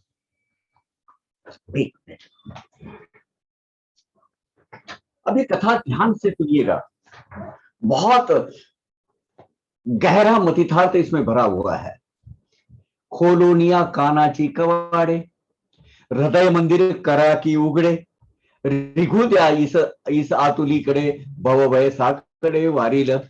इस यानी इस कथा को कान के दरवाजे पूरे खुले रखो, अपना हृदय मंदिर के दरवाजे पूरे खुले रखो. ये सब इसको अंदर आने दो. भव सागर की भय भीति का और संकटों का निवारण करने वाली कथा है. ये कथा आप सुनिएगा. हे जे सांप्रत सरले प्रसिद्ध, शार्मण्य देशियांसी युद्ध, लष्कर करू लागे सिद्ध, शत्रु विरुद्ध संक्राम. शार्मण्य यानी जर्मनी. ये काल कौन सा है? 1914 to 1918 सेकंड वर्ल्ड वॉर का काल है. और उस वक्त घटित हुई ये घटना है. जर्मनी के अगेंस्ट में पूरा जब बाकी का जो ऑलमोस्ट वर्ल्ड वॉर हो गया था, वो देश अपना जो जग है, जग दो हिस्सों में बटा था, कुछ जर्मनी के साथ में थे, कुछ इनके साथ में था। हिटलर, इसने ये युद्ध सब दुनिया पे लाद दिया था, दुनिया पे उसने he had compelled to fight this। ये जो जर्मन लोगों के विरोध में जो अभी जागतिक युद्ध हुआ तब की ये कथा है। सो वो शत्रु के साथ लड़ने के लिए हमेशा लश्कर में भर्ती करनी पड़ती है, रिक्रूटमेंट करना पड़ता है। ये काम उस वक्त रेवेन्यू ऑफिसर के लोग करते थे, मतलब यानी ब्रिटिश के जो जितने भी है रेवेन्यू ऑफिसर प्लस ये जो मिलिट्री रिक्रूटमेंट ऑफिसर, ये दोनों को साथ में मिलकर ऐसे कैंप लगाते थे और कैंप में ये सैनिकों की भर्ती होती थी। उसमें अभी ये तो विश्व में चल रहा था ये युद्ध, उसमें ब्रिटिश भी एक पार्ट था। ब्रिटेन और अपन ब्रिटिश, क्योंकि ब्रिटेन के कॉलोनी थी हमारी, हमारा देश स्वतंत्र नहीं था तब की यह बात है।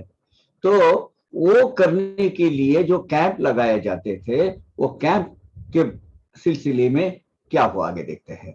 आंग्ल भौम राज्याधिकारी या भारत भूमीची या भीतरी लश्कर भर्ती शहरों शहरी होते करित सोही करे। अब ये फाइटिंग के लिए नया रिक्रूटमेंट करना पड़ता है। तो हमारे तो देश परदे ये था, परतंत्र था, वहां ब्रिटिश के अधिकारी थे, तो भारत भूमि के अंदर शहर शहर में जाकर वो मिलिट्री की रिक्रूटमेंट करने के लिए कैंप लगाते थे सब हर एक जगह।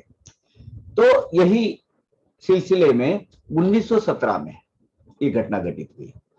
1914 से 18 तक वो युद्ध चलता रहा, वो वर्ल्ड बॅटल। सन 1917 साली एका भक्ताची वेळ आली, ठाणे जिल्ह्यास नेमणूक झाली, कथा वर्तली नवलपरी। अब ठाणे जिला में जो कार्यरत थे, तब एक बाबा के भक्त 1917 साल में ऐसे ही इसी काम पर उनकी नियुक्ति की गई। और आगे क्या घटित हुआ वो देखिए क्या हुआ। कौन थे एक भक्त? आप्पासाहेब कुलकर्णी नाव, जडला साई चरणी भाव, हातरी एक साईचा प्रभाव, लीला अथाव तयांची। ये सद्भक्त का नाम था आप्पासाहेब कुलकर्णी।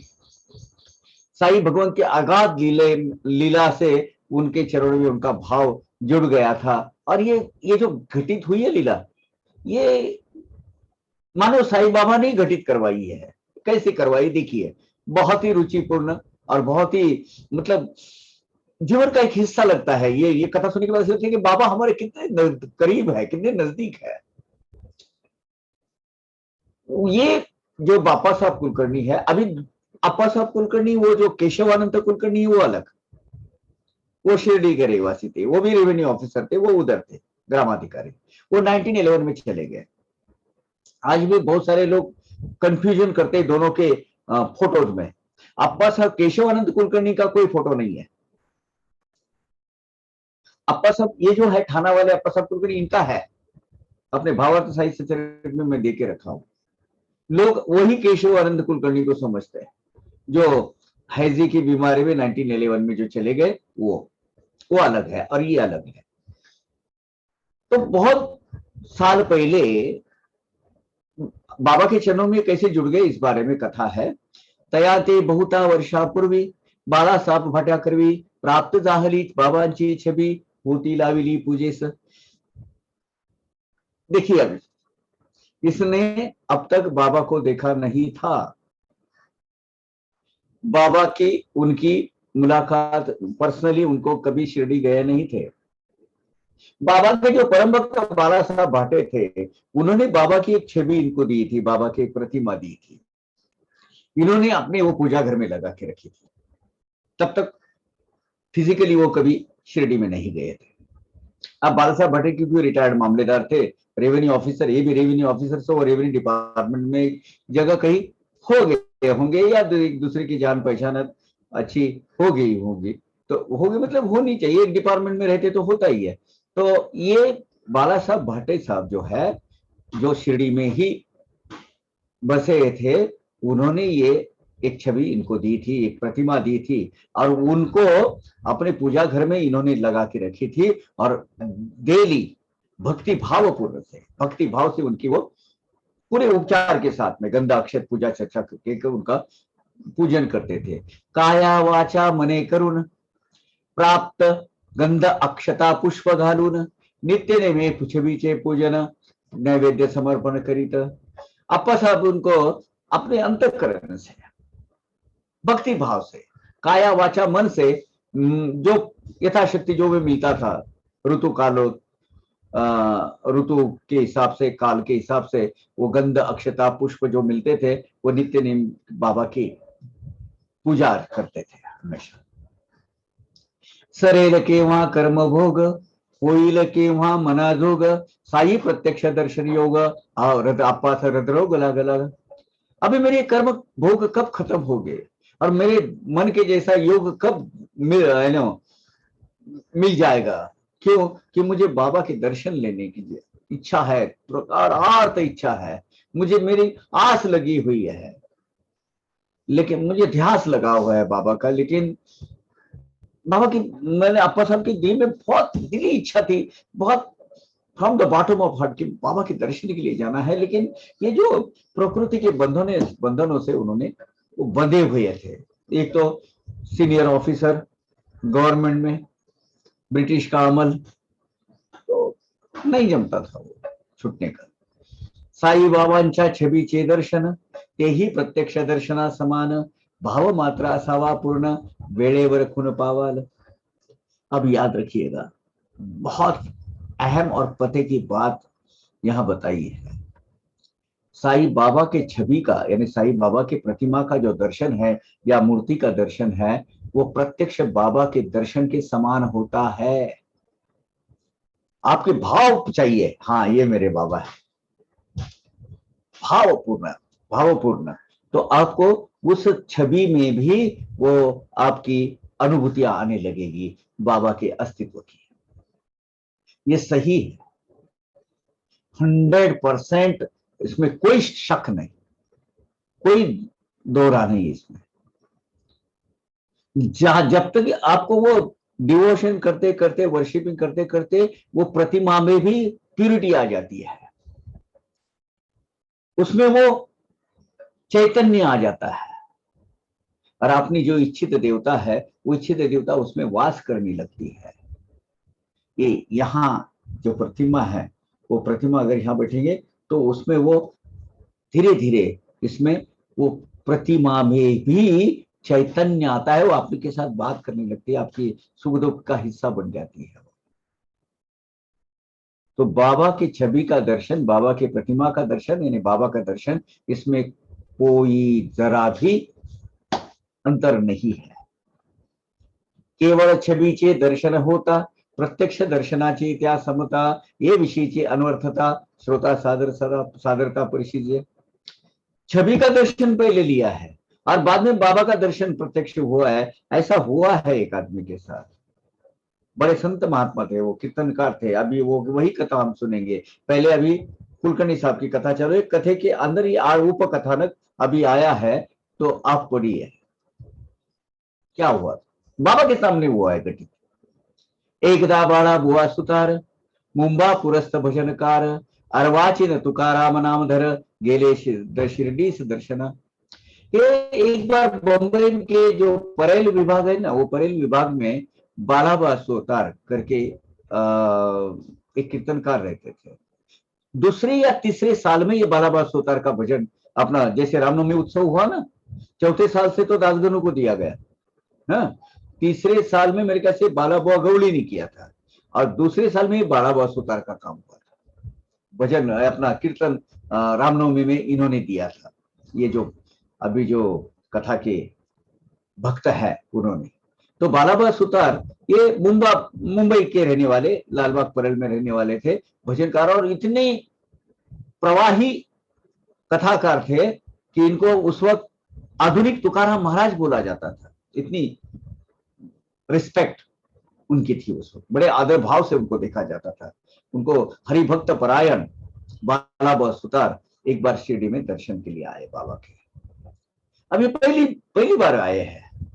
शायद ये वही उस वक्त हो गई होंगी जहां बाबा के वो रामनवमी के लिए उनको बुलाया गया था, वही होंगे। ही तयाची प्रथम भेट, पूर्वी कधीही नसता गाठ, होताच उभयता दृष्टा दृष्ट, साई तो स्पष्ट त्या बदले। बालाबुआ शिरडी में गए, बाबा के प्रत्यक्ष दर्शन लिए। अब ये साई भगवान के दर्शन की पहली पहली बार वो गए हैं, लेकिन उनके दर्शन लेते ही बाबा उनको स्पष्ट रूप से कहा क्या कहा उन्होंने, 4 वर्षापासून पाहे मला याची ओळख आहे, बाळाबुवा विस्मित हुए, ऐसे काय होता था। मैं तो पहली बार बाबा को मिला हूं, और बाबा तो कह रहे मैं तो इनको 4 साल से जानता हूं, मेरी इनकी पहचान 4 साल से है। तो आश्चर्य हुआ बालाबुआ सुतार को कि ये क्या हो सकता है। बालाबुआ माली, गौड़ी नहीं है, बालाबुआ माली, वो जो ये जो पहले जो ये हुआ ना, बालाबुआ माली थे। तो यार बाबा ने ऐसा क्यों कहा, मैं तो पहली बार आया हूं। और यहाँ तो बाबा कह रहे कि मैं तो इनका मेरा परिचय 4 साल से है, ये मैं एक दूसरे को 4 साल से जानते हैं। बाबांनी नाही शिर्डी सोडली, मीही डोळा आजची देखिली, मग त्या मग 4 वर्षा पहली ओळख पडली ते हे कैसे। बाबा कभी शिरडी छोड़कर इधर उधर जाते नहीं, जाते तो रोई निमगांव राता वहां तक जाते हैं। मैं भी आज ही उनको देख रहा हूं। फिर वो 4 साल पहले की पहचान बाबा कौन सी जता रहे, कौन सी बता रहे हैं, मेरे तो कुछ समझ में नहीं आया। ऐसा प्रश्न उनके दिमाग में, दिल में खड़ा हो गया। ऐसे सोचते सोचते सोचते उन्होंने याद आया उनको, ऐसा विचार करिता करिता 4 वर्षा मागील वार्ता, छबी एकदा बाबांची नमिता, आठवली चित्ता बुआंच्या। तब याद आया कि 4 साल पहले ऐसा एक प्रसंग आया था कि बाबा की एक प्रतिमा लगी थी, और प्रतिमा में मैं बाबा के दर्शन लिए थे। हाँ, उनके दर्शन का लाभ लिया था बाबा के प्रतिमा का। कहीं एक जगह मैं गया था, वहां वो था, उनको याद आया, यस वो प्रतिमा के दर्शन मैंने लिए थे। फिर बाबा के वो बोल का सही गुणार्थ, अन्वयार्थ उनको पता चला। बाळाबुवास पटली तत्वता, म्हणती पहा संतांची व्यापकता, वत्सलता ही त्यांची। फिर बाबा के बोल का सही अर्थ उनको पता चल गया, समझ में आया कि 4 साल पहले मैंने प्रतिमा के जो प्रतिमा के जो दर्शन लिए थे, उनकी जो पूजा मनोभाव से की थी, उसकी पावती, उसकी पहुंच, उसकी एक्नॉलेजमेंट बाबा ने अभी इसमें दी है कि बाबा की सर्व व्यापकता, सर्वांतर्यामित्व है। उसकी अनुभूति कैसी देती है देख लीजिए, यही है। मी तो केवळ छबी न मिली, प्रत्यक्ष मूर्ती आजची पाहिली, बाबांनी बरी ओळख धरिली, मी ती हरविली कधीच। मैं तो कभी का भूल गया था। मैंने वो जो प्रतिमा के दर्शन लिए थे, वो छवि के दर्शन लिए थे, लेकिन प्रत्यक्ष मूर्ति के तो आज दर्शन लिया है मैंने। बाबा ने वो पहचान याद रखी है, मैं तो कभी का भूल गया था, है कि नहीं। हरविली म्हणणे ही न सार्थ, की तात्काळ कळेना बोलाचा अर्थ, छबी नमनी ओळख हा पदार्थ, जाना या समर्थन होतो मी। अब मैं भूल गया, ये बोलना भी बराबर इतना मतलब यथार्थ नहीं होगा। क्यों कि बाबा के बोल, बाबा की अमृतवाणी, उसका सही अर्थ में समझ नहीं पाया। बाबा की प्रतिमा का दर्शन और बाबा का प्रत्यक्ष दर्शन एक ही है। ये जानने की इतनी समझ, उतनी मैच्योरिटी मुझ में नहीं थी, उतनी समझदारी मुझ में नहीं थी। आज मुझे समझ में आई है कि यहाँ शिरडी में मुझे प्रत्यक्ष दर्शन नहीं भी होते और मैं प्रतिमा के भी दर्शन लेते तो प्रत्यक्ष बाबा के दर्शन के बराबर था। ये है प्रगल्भता, यानी मराठी में उसको प्रगल्भता बोलते हैं, higher level of state of maturity in spirituality. आपको जानने को नहीं मिल रहा है शिरडी में, कोई बात नहीं, बाबा जब कटित करना है तब करेंगे। तब तक आपने क्या करना है, जब तक बाबा मैं शिरडी में जाऊंगा, मैं बाबा को नहीं, ये नहीं होगा, तब तक मैं कुछ भी नहीं करूंगा। बाबा को पूजूंगा नहीं, बाबा का ध्यान धारणा नहीं करूंगा, बाबा का नामस्मरण नहीं करूंगा, क्या मतलब नहीं। आप अपना काम करते रहना है। कब, किस वक्त, क्यों, कहां, किस वजह से देना है वो बाबा पर छोड़ दीजिए, वो बाबा करता है। माझी ओळख बाबास ठावी, माझ्याही तो नव्हती गावी, संतांनी जे आठवण द्यावी, तेव्हाच पडावी ठावी ती।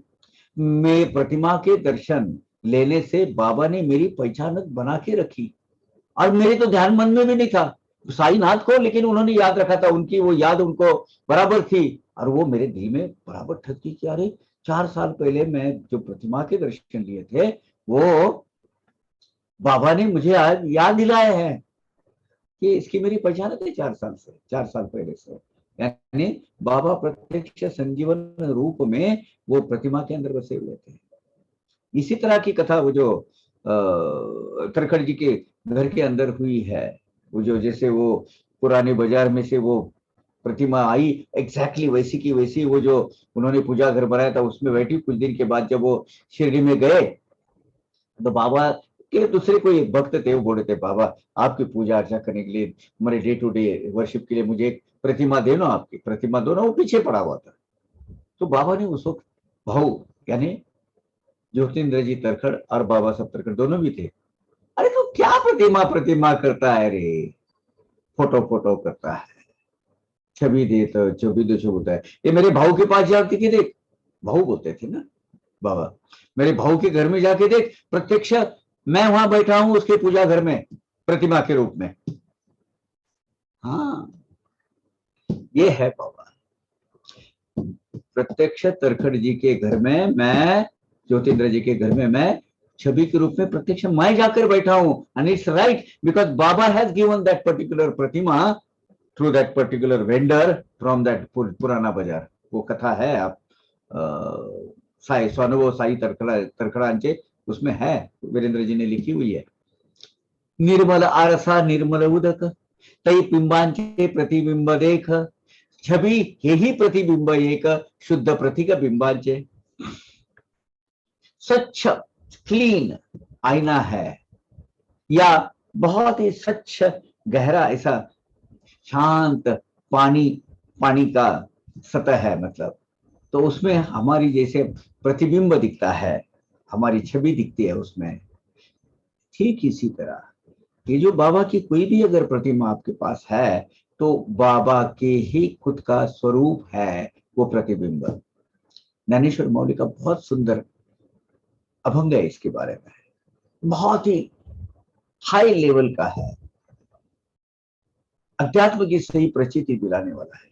स्वरूपी पाहता बिंबी बिंब उमटे, अपने स्वरूप की तरफ देखो तो अपने स्वरूप के अंदर जो बिंब है वो प्रतिबिंब जो भगवान का है वो हमें दिखाई देता है।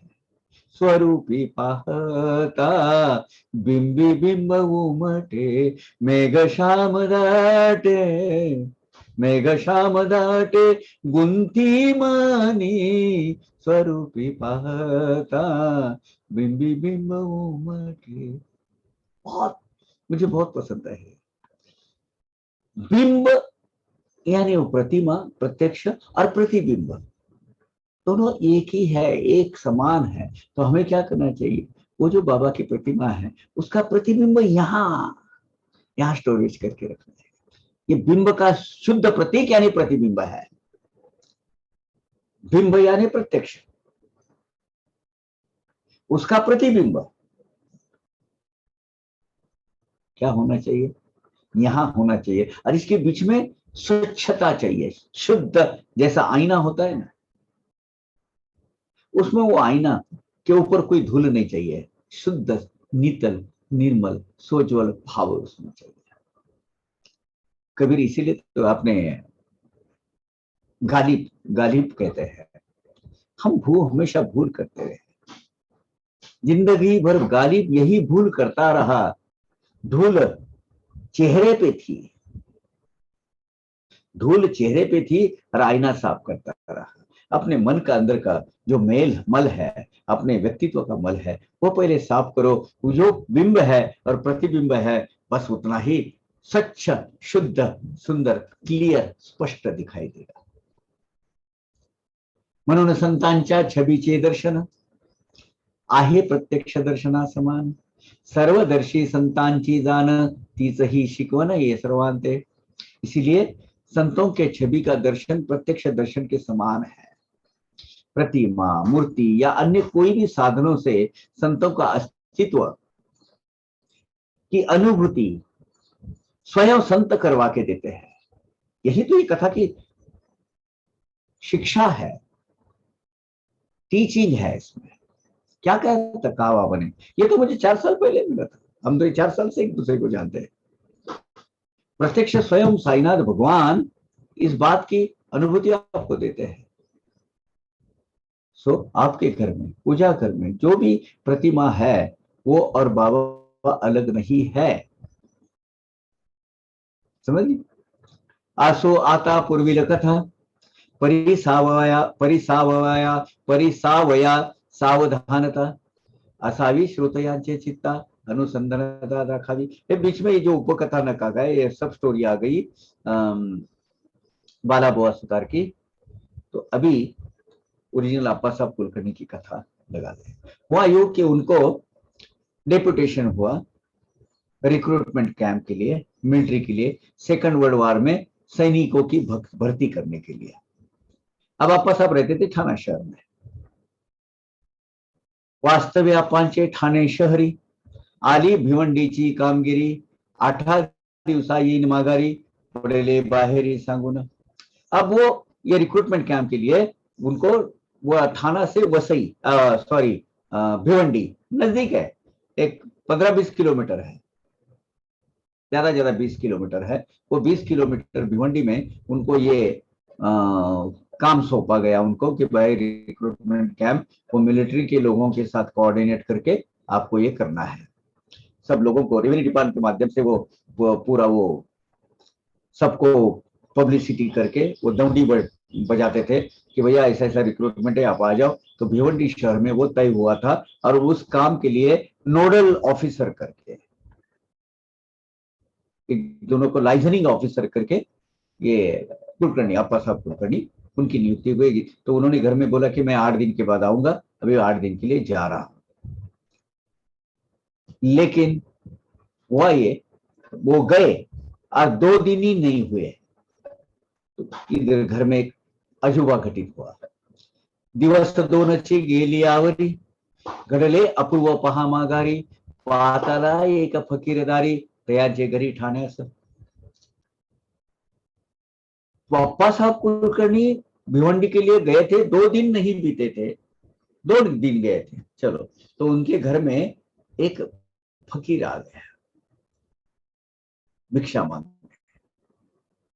होता तयांची दृष्ट अदृष्ट, साहीच सर्वास वाटले स्पष्ट, छबीचे साम्य नखशिकांत, रूपरेखेत संपूर्ण। अब वो जब दरवाजे पे खड़े हुए जो फकीर बाबा थे, इमीडिएटली मिसेस कुलकर्णी को स्टक हुआ कि ये जो है इनकी छवि, इनका जो व्यक्तित्व है उसका, और हम जो पूजा घर में जो प्रतिमा लगाई है, ये दोनों एक समान है, हूबहू एक दूसरे को मिलते हैं। ये साईं बाबा ही होने चाहिए, क्योंकि उनका जो शरीर है, वो जो पूरा एनाटॉमी, देह यष्टि, अंग कटी जैसे पूरा वो बाबा से मिलता हुआ है। लगता है पैरों के नाखून से सर के बाल तक तो वही लगते हैं कि भैया ये तो बाबा ही होने चाहिए। कुटुंबानी मुले बाळे, फकीराकडे सर्वांचे डोळे, विस्मयापन्न जाहले सगळे, बाबा चाले वाटले। वो सब बच्चे और सब खड़े हो गए उधर। अरे अपने पूजा घर में जो पूजा है वही सामने, ये लग रहा है पूजा घर में जो प्रतिमा है साईं बाबा की वही सामने है, हूबहू ऐसा कि वैसा 100% मैच हो रहा है पूरा। तो वो आश्चर्य में पड़ गए, क्योंकि वो फकीर ठीक साईं बाबा के जैसे ही लगते थे, शायद साईं बाबा ही होंगे ऐसा उनको लग रहा था। पूर्वी न कोणास प्रत्यक्ष दर्शन, परी छबीच्या सादृश्यावरून, हेच ते बाबा ऐसे जाणून, जिज्ञासा संपन्न जाहले। तो पहले तो कभी अप्पा साहब की फैमिली ने, किसी ने भी, खुद अप्पा ने भी बाबा को तो प्रत्यक्ष देखा नहीं था, लेकिन पूजा घर में लगाई हुई जो प्रतिमा और सामने खड़े हुए जो घर के सामने फकीर, इनमें इतना इतना मिलता जुलता था वर्णन दोनों का कि वो फकीर के बारे में जान लेने की, फर्दर पूछने की उनकी जिज्ञासा जागृत हो गई। साई शिर्डीचे तेज की आपण, अवघी फकीरास केला प्रश्न, तया तो फकीर करी ते निवेदन, सोट सोटी सावधान परिस्थिति। अब वो सब लोगों ने पूछा, आप शिरडी के साई बाबा हो क्या? वो फकीर को पूछे, आप शिरडी से आए हो, आप साई बाबा हो? तो फकीर बाबा ने जो जवाब दिया वो क्या है, वो ध्यान देकर सुनिए। साई स्वयं नव्हे साचा, परिमी बंदा अज्ञाकीत त्यांचा, समाचारार्थ मुलाबाळांच्या आलो से तयाच्या आज्ञेने। मैं साई बाबा नहीं हूं, लेकिन साई बाबा का एक बंदा हूं, उनका सेवक हूं, उनका मुरीद हूं मैं, वो मेरे मुर्शद है। उन्होंने ही मुझे आपकी ख्याली खुशहाली और समाचार जानने के लिए भेजा है। उन्होंने मुझे आज्ञा की कि आपके घर में जाइए और सब क्षेम कुशल है क्या वो देखिए। प्रत्यक्ष बाबा के दर्शन ये फैमिली ने किसी ने भी नहीं किए हैं, ये याद रखिएगा। मुझे भेजा है आप सबका कुशल देखने के लिए। शिरडी वाले साई बाबा मैं नहीं हूं, लेकिन मैं उनका चेला हूं, उनका बंदा हूं, उनका शिष्य हूं, मुरीद हूं उनका। पुढे तो मागू लागता दक्षिणा, मुलांची माता करी संभावना, 1 रुपया देई तत्क्षणा, उदी प्रदाना तो ही करी।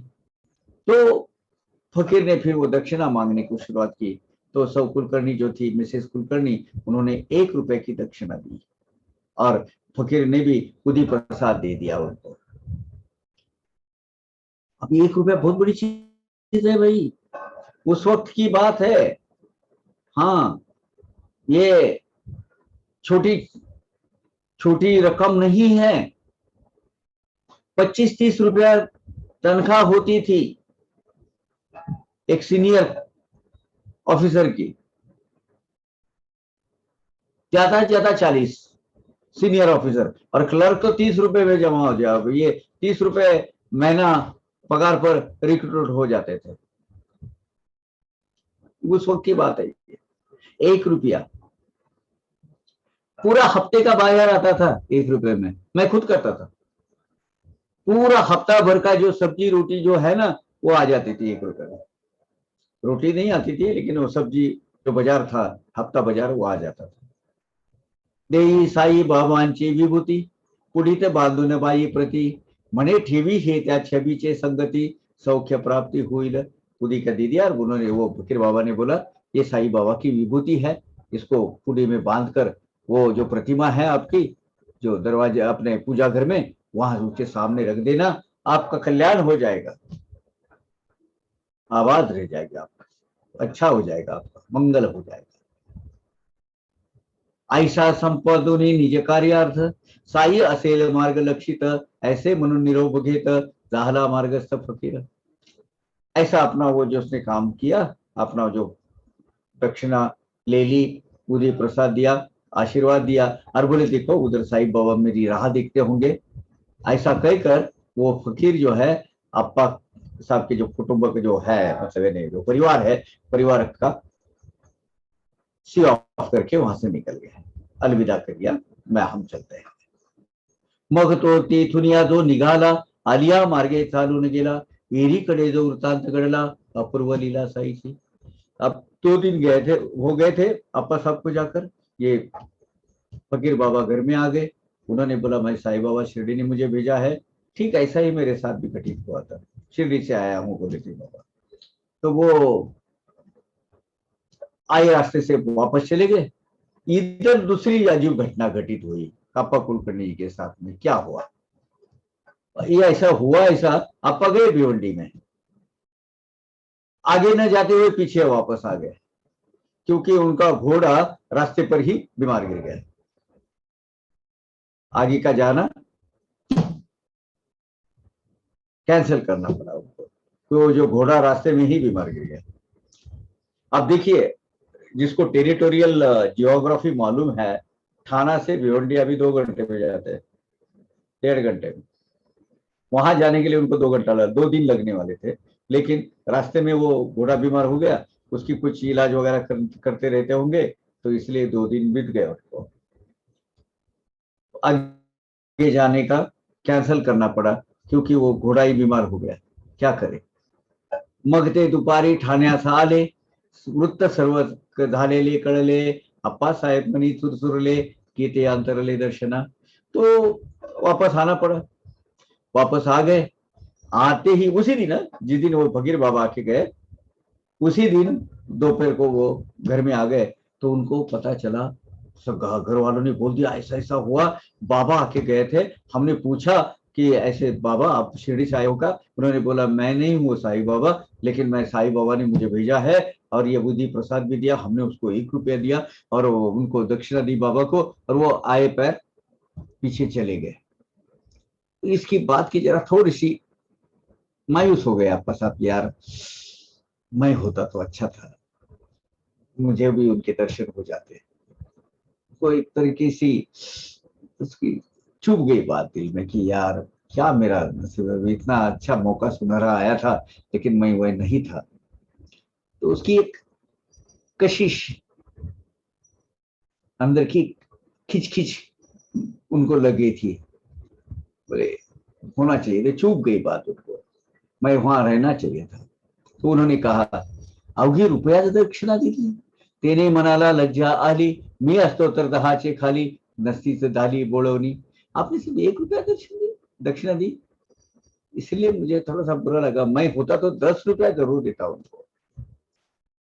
क्या संकल्प किया था उन्होंने, यार मैं होना चाहिए था।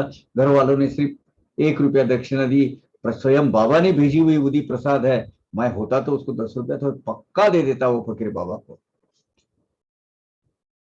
थोड़ा सा बुरा लगा उनको, मायूस हो गए थोड़े। ऐसे अप्पा साहेब उदले, चित्तास किंचित खिन्नत्व वाटले, फकीर मशीदीत सापडतील वाटले, शोधार्थ निकाले उपवासी। आने के बाद उनको थोड़ा सा वो दिल उनका खलबली मच गए उसमें, नहीं नहीं, मायूस हो गए थे वो। तो बोले एक काम करते हैं, फकीर बाबा शिरडी से यहाँ आए हुए थे, इतनी जल्दी तो वापस जाने वाले नहीं है, कहीं मस्जिद कहीं तो भी मिलेंगे, तकिए में मस्जिद में कहीं मिलेंगे, इसलिए उनको खाली पेट खाना न खाते हुए, जो उनका ध्यान ही उड़ गया, खाने आने के बाद खाना खाते सब होना चाहिए, खाने न खाते हुए चले गए। सो उनके खोज में, वो फकीर बाबा के खोज में तरह जगह जाके मस्जिद देखने लगे कि कहीं ना कहीं तो मिलेंगे, तकिया में मिलेंगे। तकिया ने जैसे हिंदू में धर्मशाला होती है, वैसे अतिथि गृह होता है, वैसे उनमें तकिया होता है जहाँ मुल्ला मौलवी टेम्पररी उनको रहने के लिए, जो आज लॉजिंग बोर्डिंग तो उस जमाने में थी नहीं, तो लॉजिंग बोर्डिंग ये जो ये आज क्या बोलते हैं उसको, होटल्स लॉजेस उस वक्त थे नहीं, तो ये तकिया में लोग रहते थे। मशीद तकिया ठिकठिकाणी, जेथे जेथे उतरती कोणी, स्थाने समस्त शोधिली अप्पांनी, फकीराला गुणे तेथवा। ये फकीर जहां जहां रहने की संभावना थी, पॉसिबिलिटी, वो सब जगह पर वो ढूंढते रह गए, तकिया मशीद खोजते रह गए उधर। शोधा शोध करिता थकले, फकीर कोठेही तो ना ढळे, भूके मग ते भूकेने जाऊन जेवले, निराश झाले ते दवा। सब देखते रहे, नहीं मिले वो, भूख लगी थी, खाली पेट जैसे आए थे भिवंडी से वापस, भिवंडी तो जाना रह गया, आधे रास्ते से वापस आ गए थे, तो वो बगैर के खाए बोले इमीडिएटली देखेंगे, लेकिन कहीं नहीं वो फकीर का कोई ठिकाना का पता नहीं लगा। तो फिर बोले यार भूख लगी, अभी चलो घर में जाके खाना खा लेते हैं। फिर घर में जाके उन्होंने खाना खाया और बहुत निराश हो गए, यार ये बहुत अच्छा सुनहरा मौका मेरे हाथ से निकल गया है, वो मिलना चाहिए था मुझे। परितयास नाही ठावे, रित्या पोटी न शोधा निघावे। हाँ देखिए, एक एक छोटी छोटी चीजें बाबा हमको सिखाते हैं। आधी निजात्म्यासा संतुष्ट व्हावे, पाठी शोधा उठावे शोधार्थ। अब किसी की खोजबीज करनी है, छानबीन करनी है, किसी कार्य पर जाना है, किसी उद्देश्य से बाहर निकलना है, कुछ प्रोजेक्ट पे निकलना है, पहले खाना खाना चाहिए, साथ में थोड़ा लेना भी चाहिए अगर लंबा प्रवास करना है तो। अभी वो खाली पेट कभी भी किसी खोजबीज के लिए, छानबीन के लिए निकलना नहीं चाहिए। पहला निजात्मा को संतुष्ट कीजिए, उसको खाना पीना खाइए भरपेट, बाद में आप खोजते रहिए। ये बाबा की शिक्षा है हम सबको। हड़बड़ी में गड़बड़ी में हम चलो जाते खाना बाद में खाएंगे, नो, पहले आराम से, ना जाने कितना वक्त लगेगा। बाबा ये कहते हैं खाली पेट कभी भी किसी भी खोजबीन के लिए, छानबीन के लिए निकलना नहीं। उसमें शारीरिक अपनी दुर्बलता भी बढ़ जाती है, चिड़चिड़ बढ़ जाती है। जो चीज हम सही रास्ते से सही इसमें डील करने होते हैं, हैंडल करना होता है, वो हैंडल अपना लक्ष्य विचलित हो जाता है उससे। पहले खाना खाओ। ये अर्थाची बाबांची कथा दाविले या निज तत्वाची यथार्थता किमर्थ येथे येतीची दुरुक्तता अध्याय तो श्रोता अवगत। ये अर्थ की बाबा की जो कथा है, उसका जो तात्पर्य है, उसका जो सारांश है, अन्य जगह अन्य अध्याय में दिया गया है। वो श्रोताजन को उसको रिपीटेशन नहीं होना चाहिए, इसीलिए मैं उसकी पुनरावृत्ति नहीं करता, इसीलिए फिर से वो दोहराता नहीं हो। ये कथा आके गई है, किसमें आई है? वो बंजारा भाकर टुकड़ा कोई खा बोले तो खा, वो शुभ शकुन मानकर खाकर निकलना चाहिए। रीत्या फूटी परब्रह्म न बेटे 30 बार। तो इसलिए मैं फिर से वो दोहराता नहीं हूं, ऐसा हेमाड़पत जी कह रहे हैं। गुरु गरिमा नामे एक गताध्याही कथा सुरेख तेथ श्री मुखे निसोमुखे निज गुरुची भाक वर्णिली कारुणिक साइनी। गुरु महिमा नाम का जो 32वां अध्याय हुआ, 32वां अध्याय, उसमें साई भगवान ने अपने गुरु की महिमा जहां वर्णन की है, गुरु की करुणा, गुरु की कृपा, गुरु की दया माया जहां वर्णित की हुई है, उस अध्याय में खाने का शुभ शकुन कैसा होता है, शगुन कैसा होता है, इसकी महती भी बताई है बाबा ने। तेच सत्य अनुभवा आले अप्पा जेव्हा जीवन निघाले सर्वे श्रेष्ठ ही चित्रे घेतले सहज चालले फिरावया। खाना पीना हो गया, फिर भी वो जो एक आस लगी थी कि अब मिलना चाहिए कहीं ना कहीं, तो उन्होंने फिर खाना खाने के बाद दोपहर के बाद चित्रे नाम के, चित्रे यानी सरनेम होता है, चित्रे नाम के अपने स्नेही को साथ में लिया। चलो बोले यार थोड़ा खोजबीन करते हैं, हो सकता है मिले कहीं, अचानक साथ में निकल गए। अशोका ही मार्ग क्रमिता अनुलक्षुण अपना करिता देखिले सीता एका गृहस्था अति सतुरता ते स्थली। ऐसा कुछ चंद फासला उन्होंने तय किया होगा, कुछ अंतर चलकर चले गए होंगे, तो उनकी तरफ एक बड़ी जल्दी से एक आदमी आते हुए देखा उन्होंने, दूर से आ रहा था, लेकिन लक्ष्य उसका हमारे वो जिधर अप्पा साहब और चित्रे जा रहे थे उधर ही वो स्ट्रेट वे आ रहा था और बड़ी तेजी से आ रहा था। ये वनी उभे राहता जवळी अप्पा साहेब हळूच न्याहाळी हेच आले असतील सकाळी वाटले ते वेळी जवळ। जैसे जो वो नजदीक आने लगा तो उनका जो हुलिया वो लिबास देखकर बापा को लगा यही सवेरे आके गए होंगे शायद। शांति से उनको जरा परखने के बाद, जरा थोड़ा सा देखने के बाद, निहारने के बाद देखा यार यही होने चाहिए जो सवेरे अपने घर में आने चाहिए, क्योंकि घर वालों ने जो बोला है उनका वर्णन और निवर्णन पूरा मेल खाता है, शायद यही होगे। आदि जयाते शोधित हो तो हाची गमे मज फकीर की के तो आ नखाग्र छिबीसी तो विस्मय हो तो बुद्धि सी। हम सवेरे से, मतलब मैं दोपहर को आया, उसके बाद जब से वो मैं ढूंढ रहा हूँ, बाद में ढूंढ नहीं मिले, खाना खाया बाद में ढूंढ रहा हूँ, तो ये जो फकीर है वो वही होने चाहिए, क्योंकि प्रतिमा में जो मैं डेली मेरी पूजा में लगा के रखी हुई है तस्वीर, वो तस्वीर के साई का जो स्वरूप है और ये फकीर का स्वरूप बिल्कुल सर के बाल से लेके पैरों के नाखून तक बिल्कुल मेल खाता है, मिलता जुलता है। अप्पा को बड़ा आश्चर्य हुआ, बोले क्या होगा ऐसे अप्पा तरकीती अंतरी तोच तो फकीर हाथ पसरी ठेविता 1 रुपया करी अप्पा ते अवसरी तयाचे। ऐसा होते ही, ऐसा वो दिल में सोच ही रहे थे कि वो फकीर ने अप्पा से दक्षिणा मांगी। अप्पा ने भी अपने जेब से 1 रुपया निकाल के उनके हाथ में दिया। ये बात थी। फिर वो फकीर ने और मांगा, आनी का मांगता, आनी का एक दिदला तयावरी तीसरा देख, एक बार 1 रुपया दिया, फिर उन्होंने मांगा, दूसरा रखा, फिर और मांगा, तीसरा रखा, तो भी फकीर और मांग रहे, और दो, तरी तो फकीर मांगे आनी का नवल कौतुक पुढेच, अभी 3 रुपए दे चुके हैं। अब फिर से वो फकीर बोला, दो, अभी क्या करूं, मेरे पास से तो खत्म हो गए, जेब में 3 रुपए लाए थे। अब 3 रुपए बहुत बड़ी बात होती थी भाई। हाँ, दिन में ऊपर का जो खर्चा था ना 1 रुपए का होता था, ये अभी तक 75-80 तक की 1 रुपए में बहुत हो जाता था।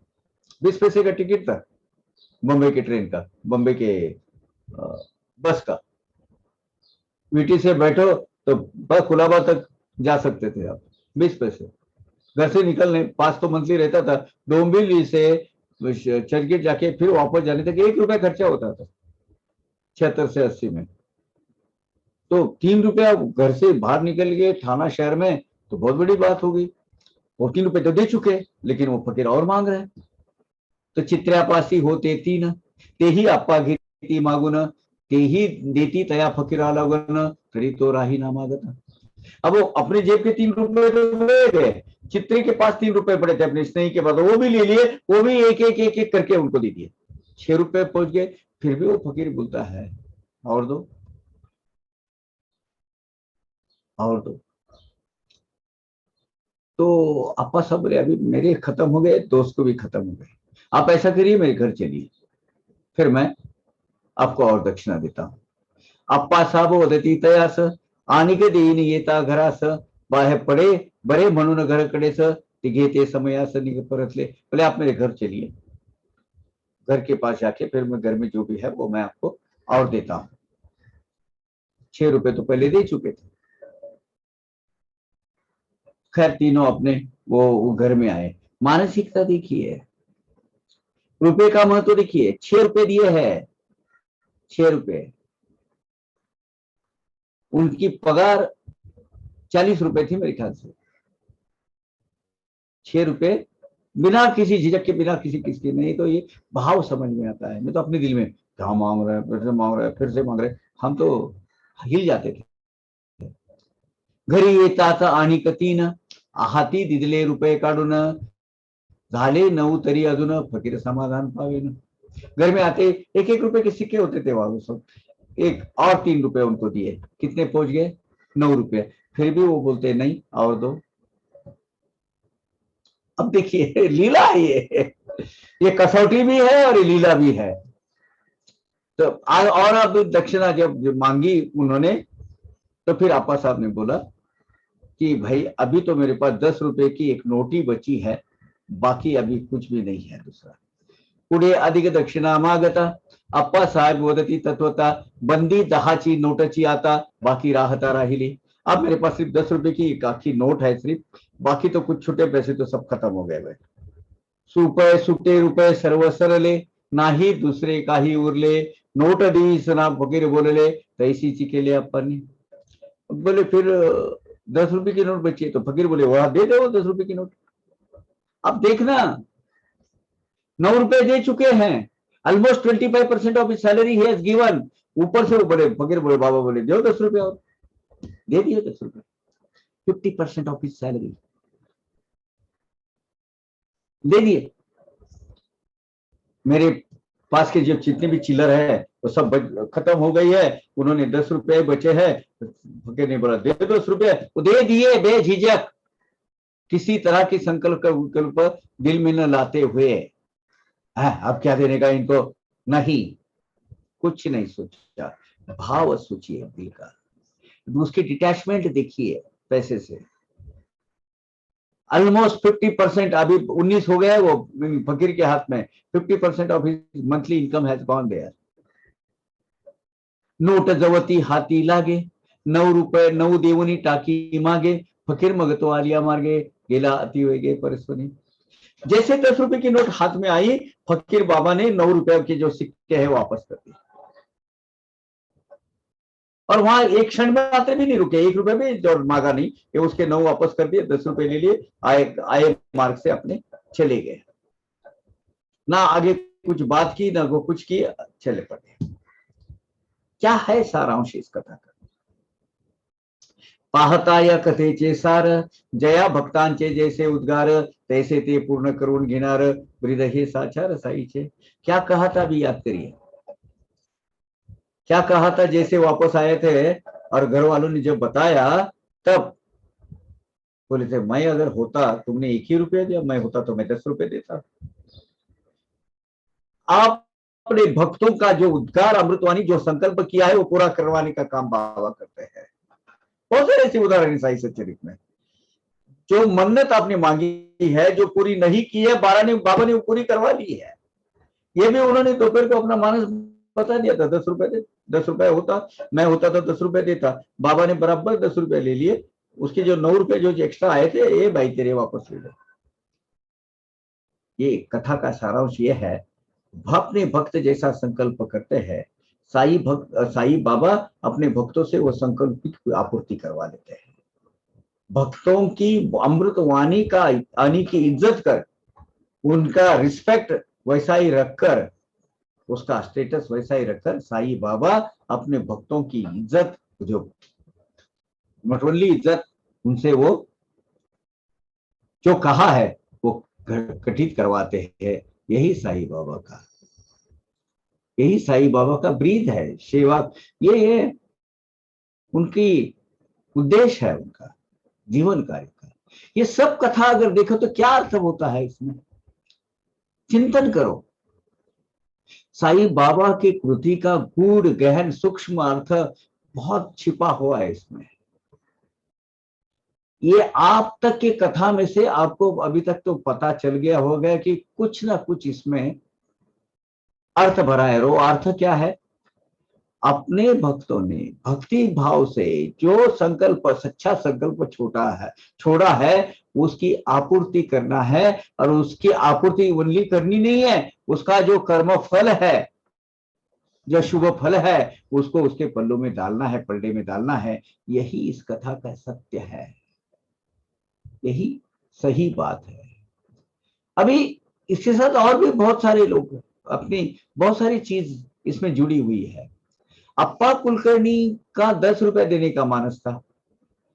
अब अप्पा का उस वक्त का पगार 40 रुपए था, अप्पा ने 19 रुपए दिए थे, यानी लगभग आधा पगार दे चुके थे। तो बाबा के प्रति अप्पा का समर्पितता का जो भाव है वो देखिए। अब 10 रुपए क्यों होना चाहिए 10 रुपए? 19 की 19 रख लग सकते थे बाबा? नहीं, ते बंदी 10 की जो नोट है, वो जो खुली नहीं है, यह है 5 कर्मेंद्रिय और 5 ज्ञानेंद्रियों का प्रतीक। तो अपने कर्म इंद्रियों से और ज्ञानेंद्रियों से मुझे समर्पित हो, मैं तुझे तेरे 9 रुपया वापस देता हूं। ये तेरे मेरे पास अमानत है, 9 रुपया, यानी 9 विधा भक्ति। तू मुझे तेरे सब इंद्रियां अर्पण कर, मैं तुझे नवविधा भक्ति प्रदान करता हूं। यही इस कृति के पीछे का उद्देश्य है। और याद रखिए, ये यहां तक बात खत्म नहीं होती है। अप्पा ने 10 रुपए का, जब अप्पा का मतलब 40 रुपए पगार था, तब 10 रुपए जब उनको दिए, ऑलमोस्ट 25% ऑफ हिज सैलरी, तब परमार्थ के साथ तेरी लौकिक प्रगति, तेरी भौतिक प्रगति भी हो जाएगी, भौतिक ऐश्वर्य में तुझे मिलेगा, मैं तुझे उसका 10 गुना दूंगा। और यही उसके बाद क्या हुआ? अप्पा का पगार 10 गुना बढ़ गया, 40 का पगार 400 हो गया। यही 1 रुपए का द्योतक है, यही प्रतीक है। 10 बंदी नोट, यानी समर्पित भाव, पंच ज्ञानेंद्रियों से, पंच कर्मेंद्रियों से। और बाबा इस पर नहीं, उनकी भौतिक प्रगति भी करा दिए। 40 रुपए का 400 रुपए तक लेके गए, 10 गुना दिया। हाँ, अब बाबा हमेशा कहते थे, हम क्या करते हैं, हम आपसे लेते हैं, उसके 10 गुना वापस करते हैं। कहा, अरे इसमें हुआ कि नहीं? देख लीजिए, ये भाव है, ये समर्पितता है। साथ में आध्यात्मिक नवविधा भक्ति के 9 रुपए वापस दे दिए उनको, और उनकी भक्ति चरण सीमा पर छोड़ दी उनको लाकर। पाहुन श्रोत्यांची श्रवण उत्सुकता, येच आरतीची अनिक वार्ता, स्मरली जी प्रसंग मद प्रसंगोपातता ती अत्य साधकता परिसावी। अभी इसी तरह की, इसी आशय की एक कथा अभी याद आई है। उनका नाम था हरिभव कर्णी। ये कथा हम अगले एपिसोड में जो भी है सत्र में देखेंगे। आज हम ये बहुत ही दो रुचि पूर्ण, बहुत ही कभी जिंदगी में नहीं भूलेंगे ऐसी दो कथाएं हमने सुनी है। एक है मैनाबाई की, जामनेर जो नाना साहब तंदुरकर की लड़की की, और दूसरी अप्पा साहब कुलकर्णी की। उसकी गहराई में जाके देखिए, हम 1 रुपया देने के लिए, अरे यार बाबा बहुत मांग रहे, बहुत मांग रहे करते करते, लेकिन इन्होंने सब कुछ न्यौछावर कर दिया। कोई बात नहीं, बाबा 40 मांगते 40 दे देते। वो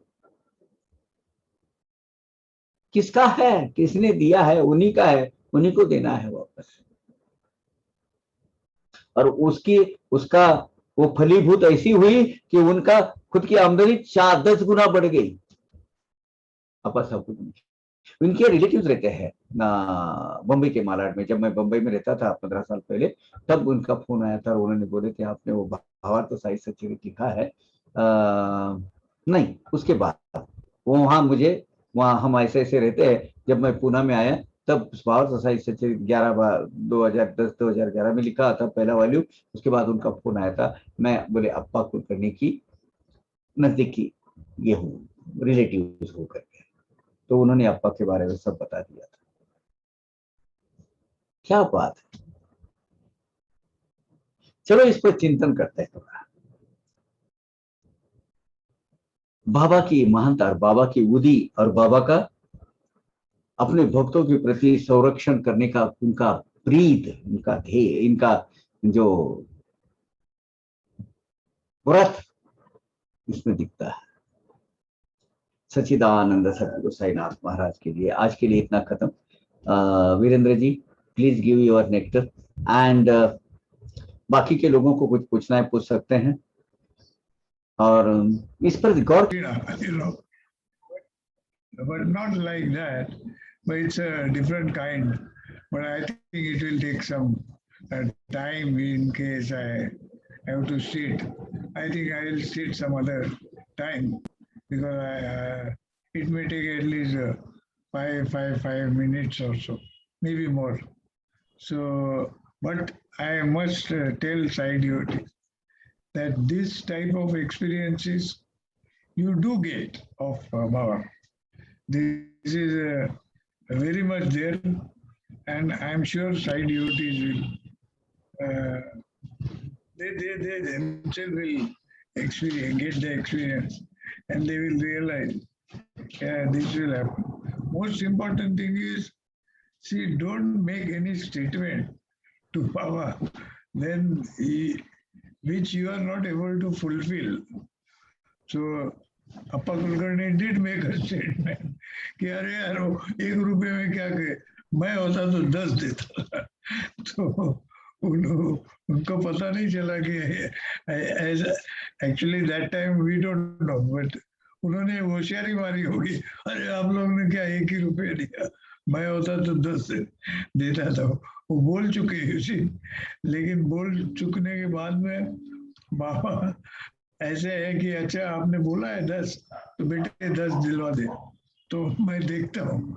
तो वो परीक्षा भी हो गई उनकी। लेकिन अप्पा साहब की क्या बोलती श्रद्धा बहुत स्ट्रांग थी, और it was from the bottom of his heart. तो वो 10 दे दिया। तो ये इम्पोर्टेंट चीज है। परीक्षा में अप्पा साहब उत्तीर्ण हो गए। और साई भक्तों को ये याद रखना चाहिए कि बाबा के सामने कोई होशियारी नहीं मारने की, क्योंकि वो जो मारेंगे तो बाबा he will see to it that it is fulfilled, and he will not leave that devotee. You see, this is what Sai devotees should understand. That's what I can say. really best. Thank you very much.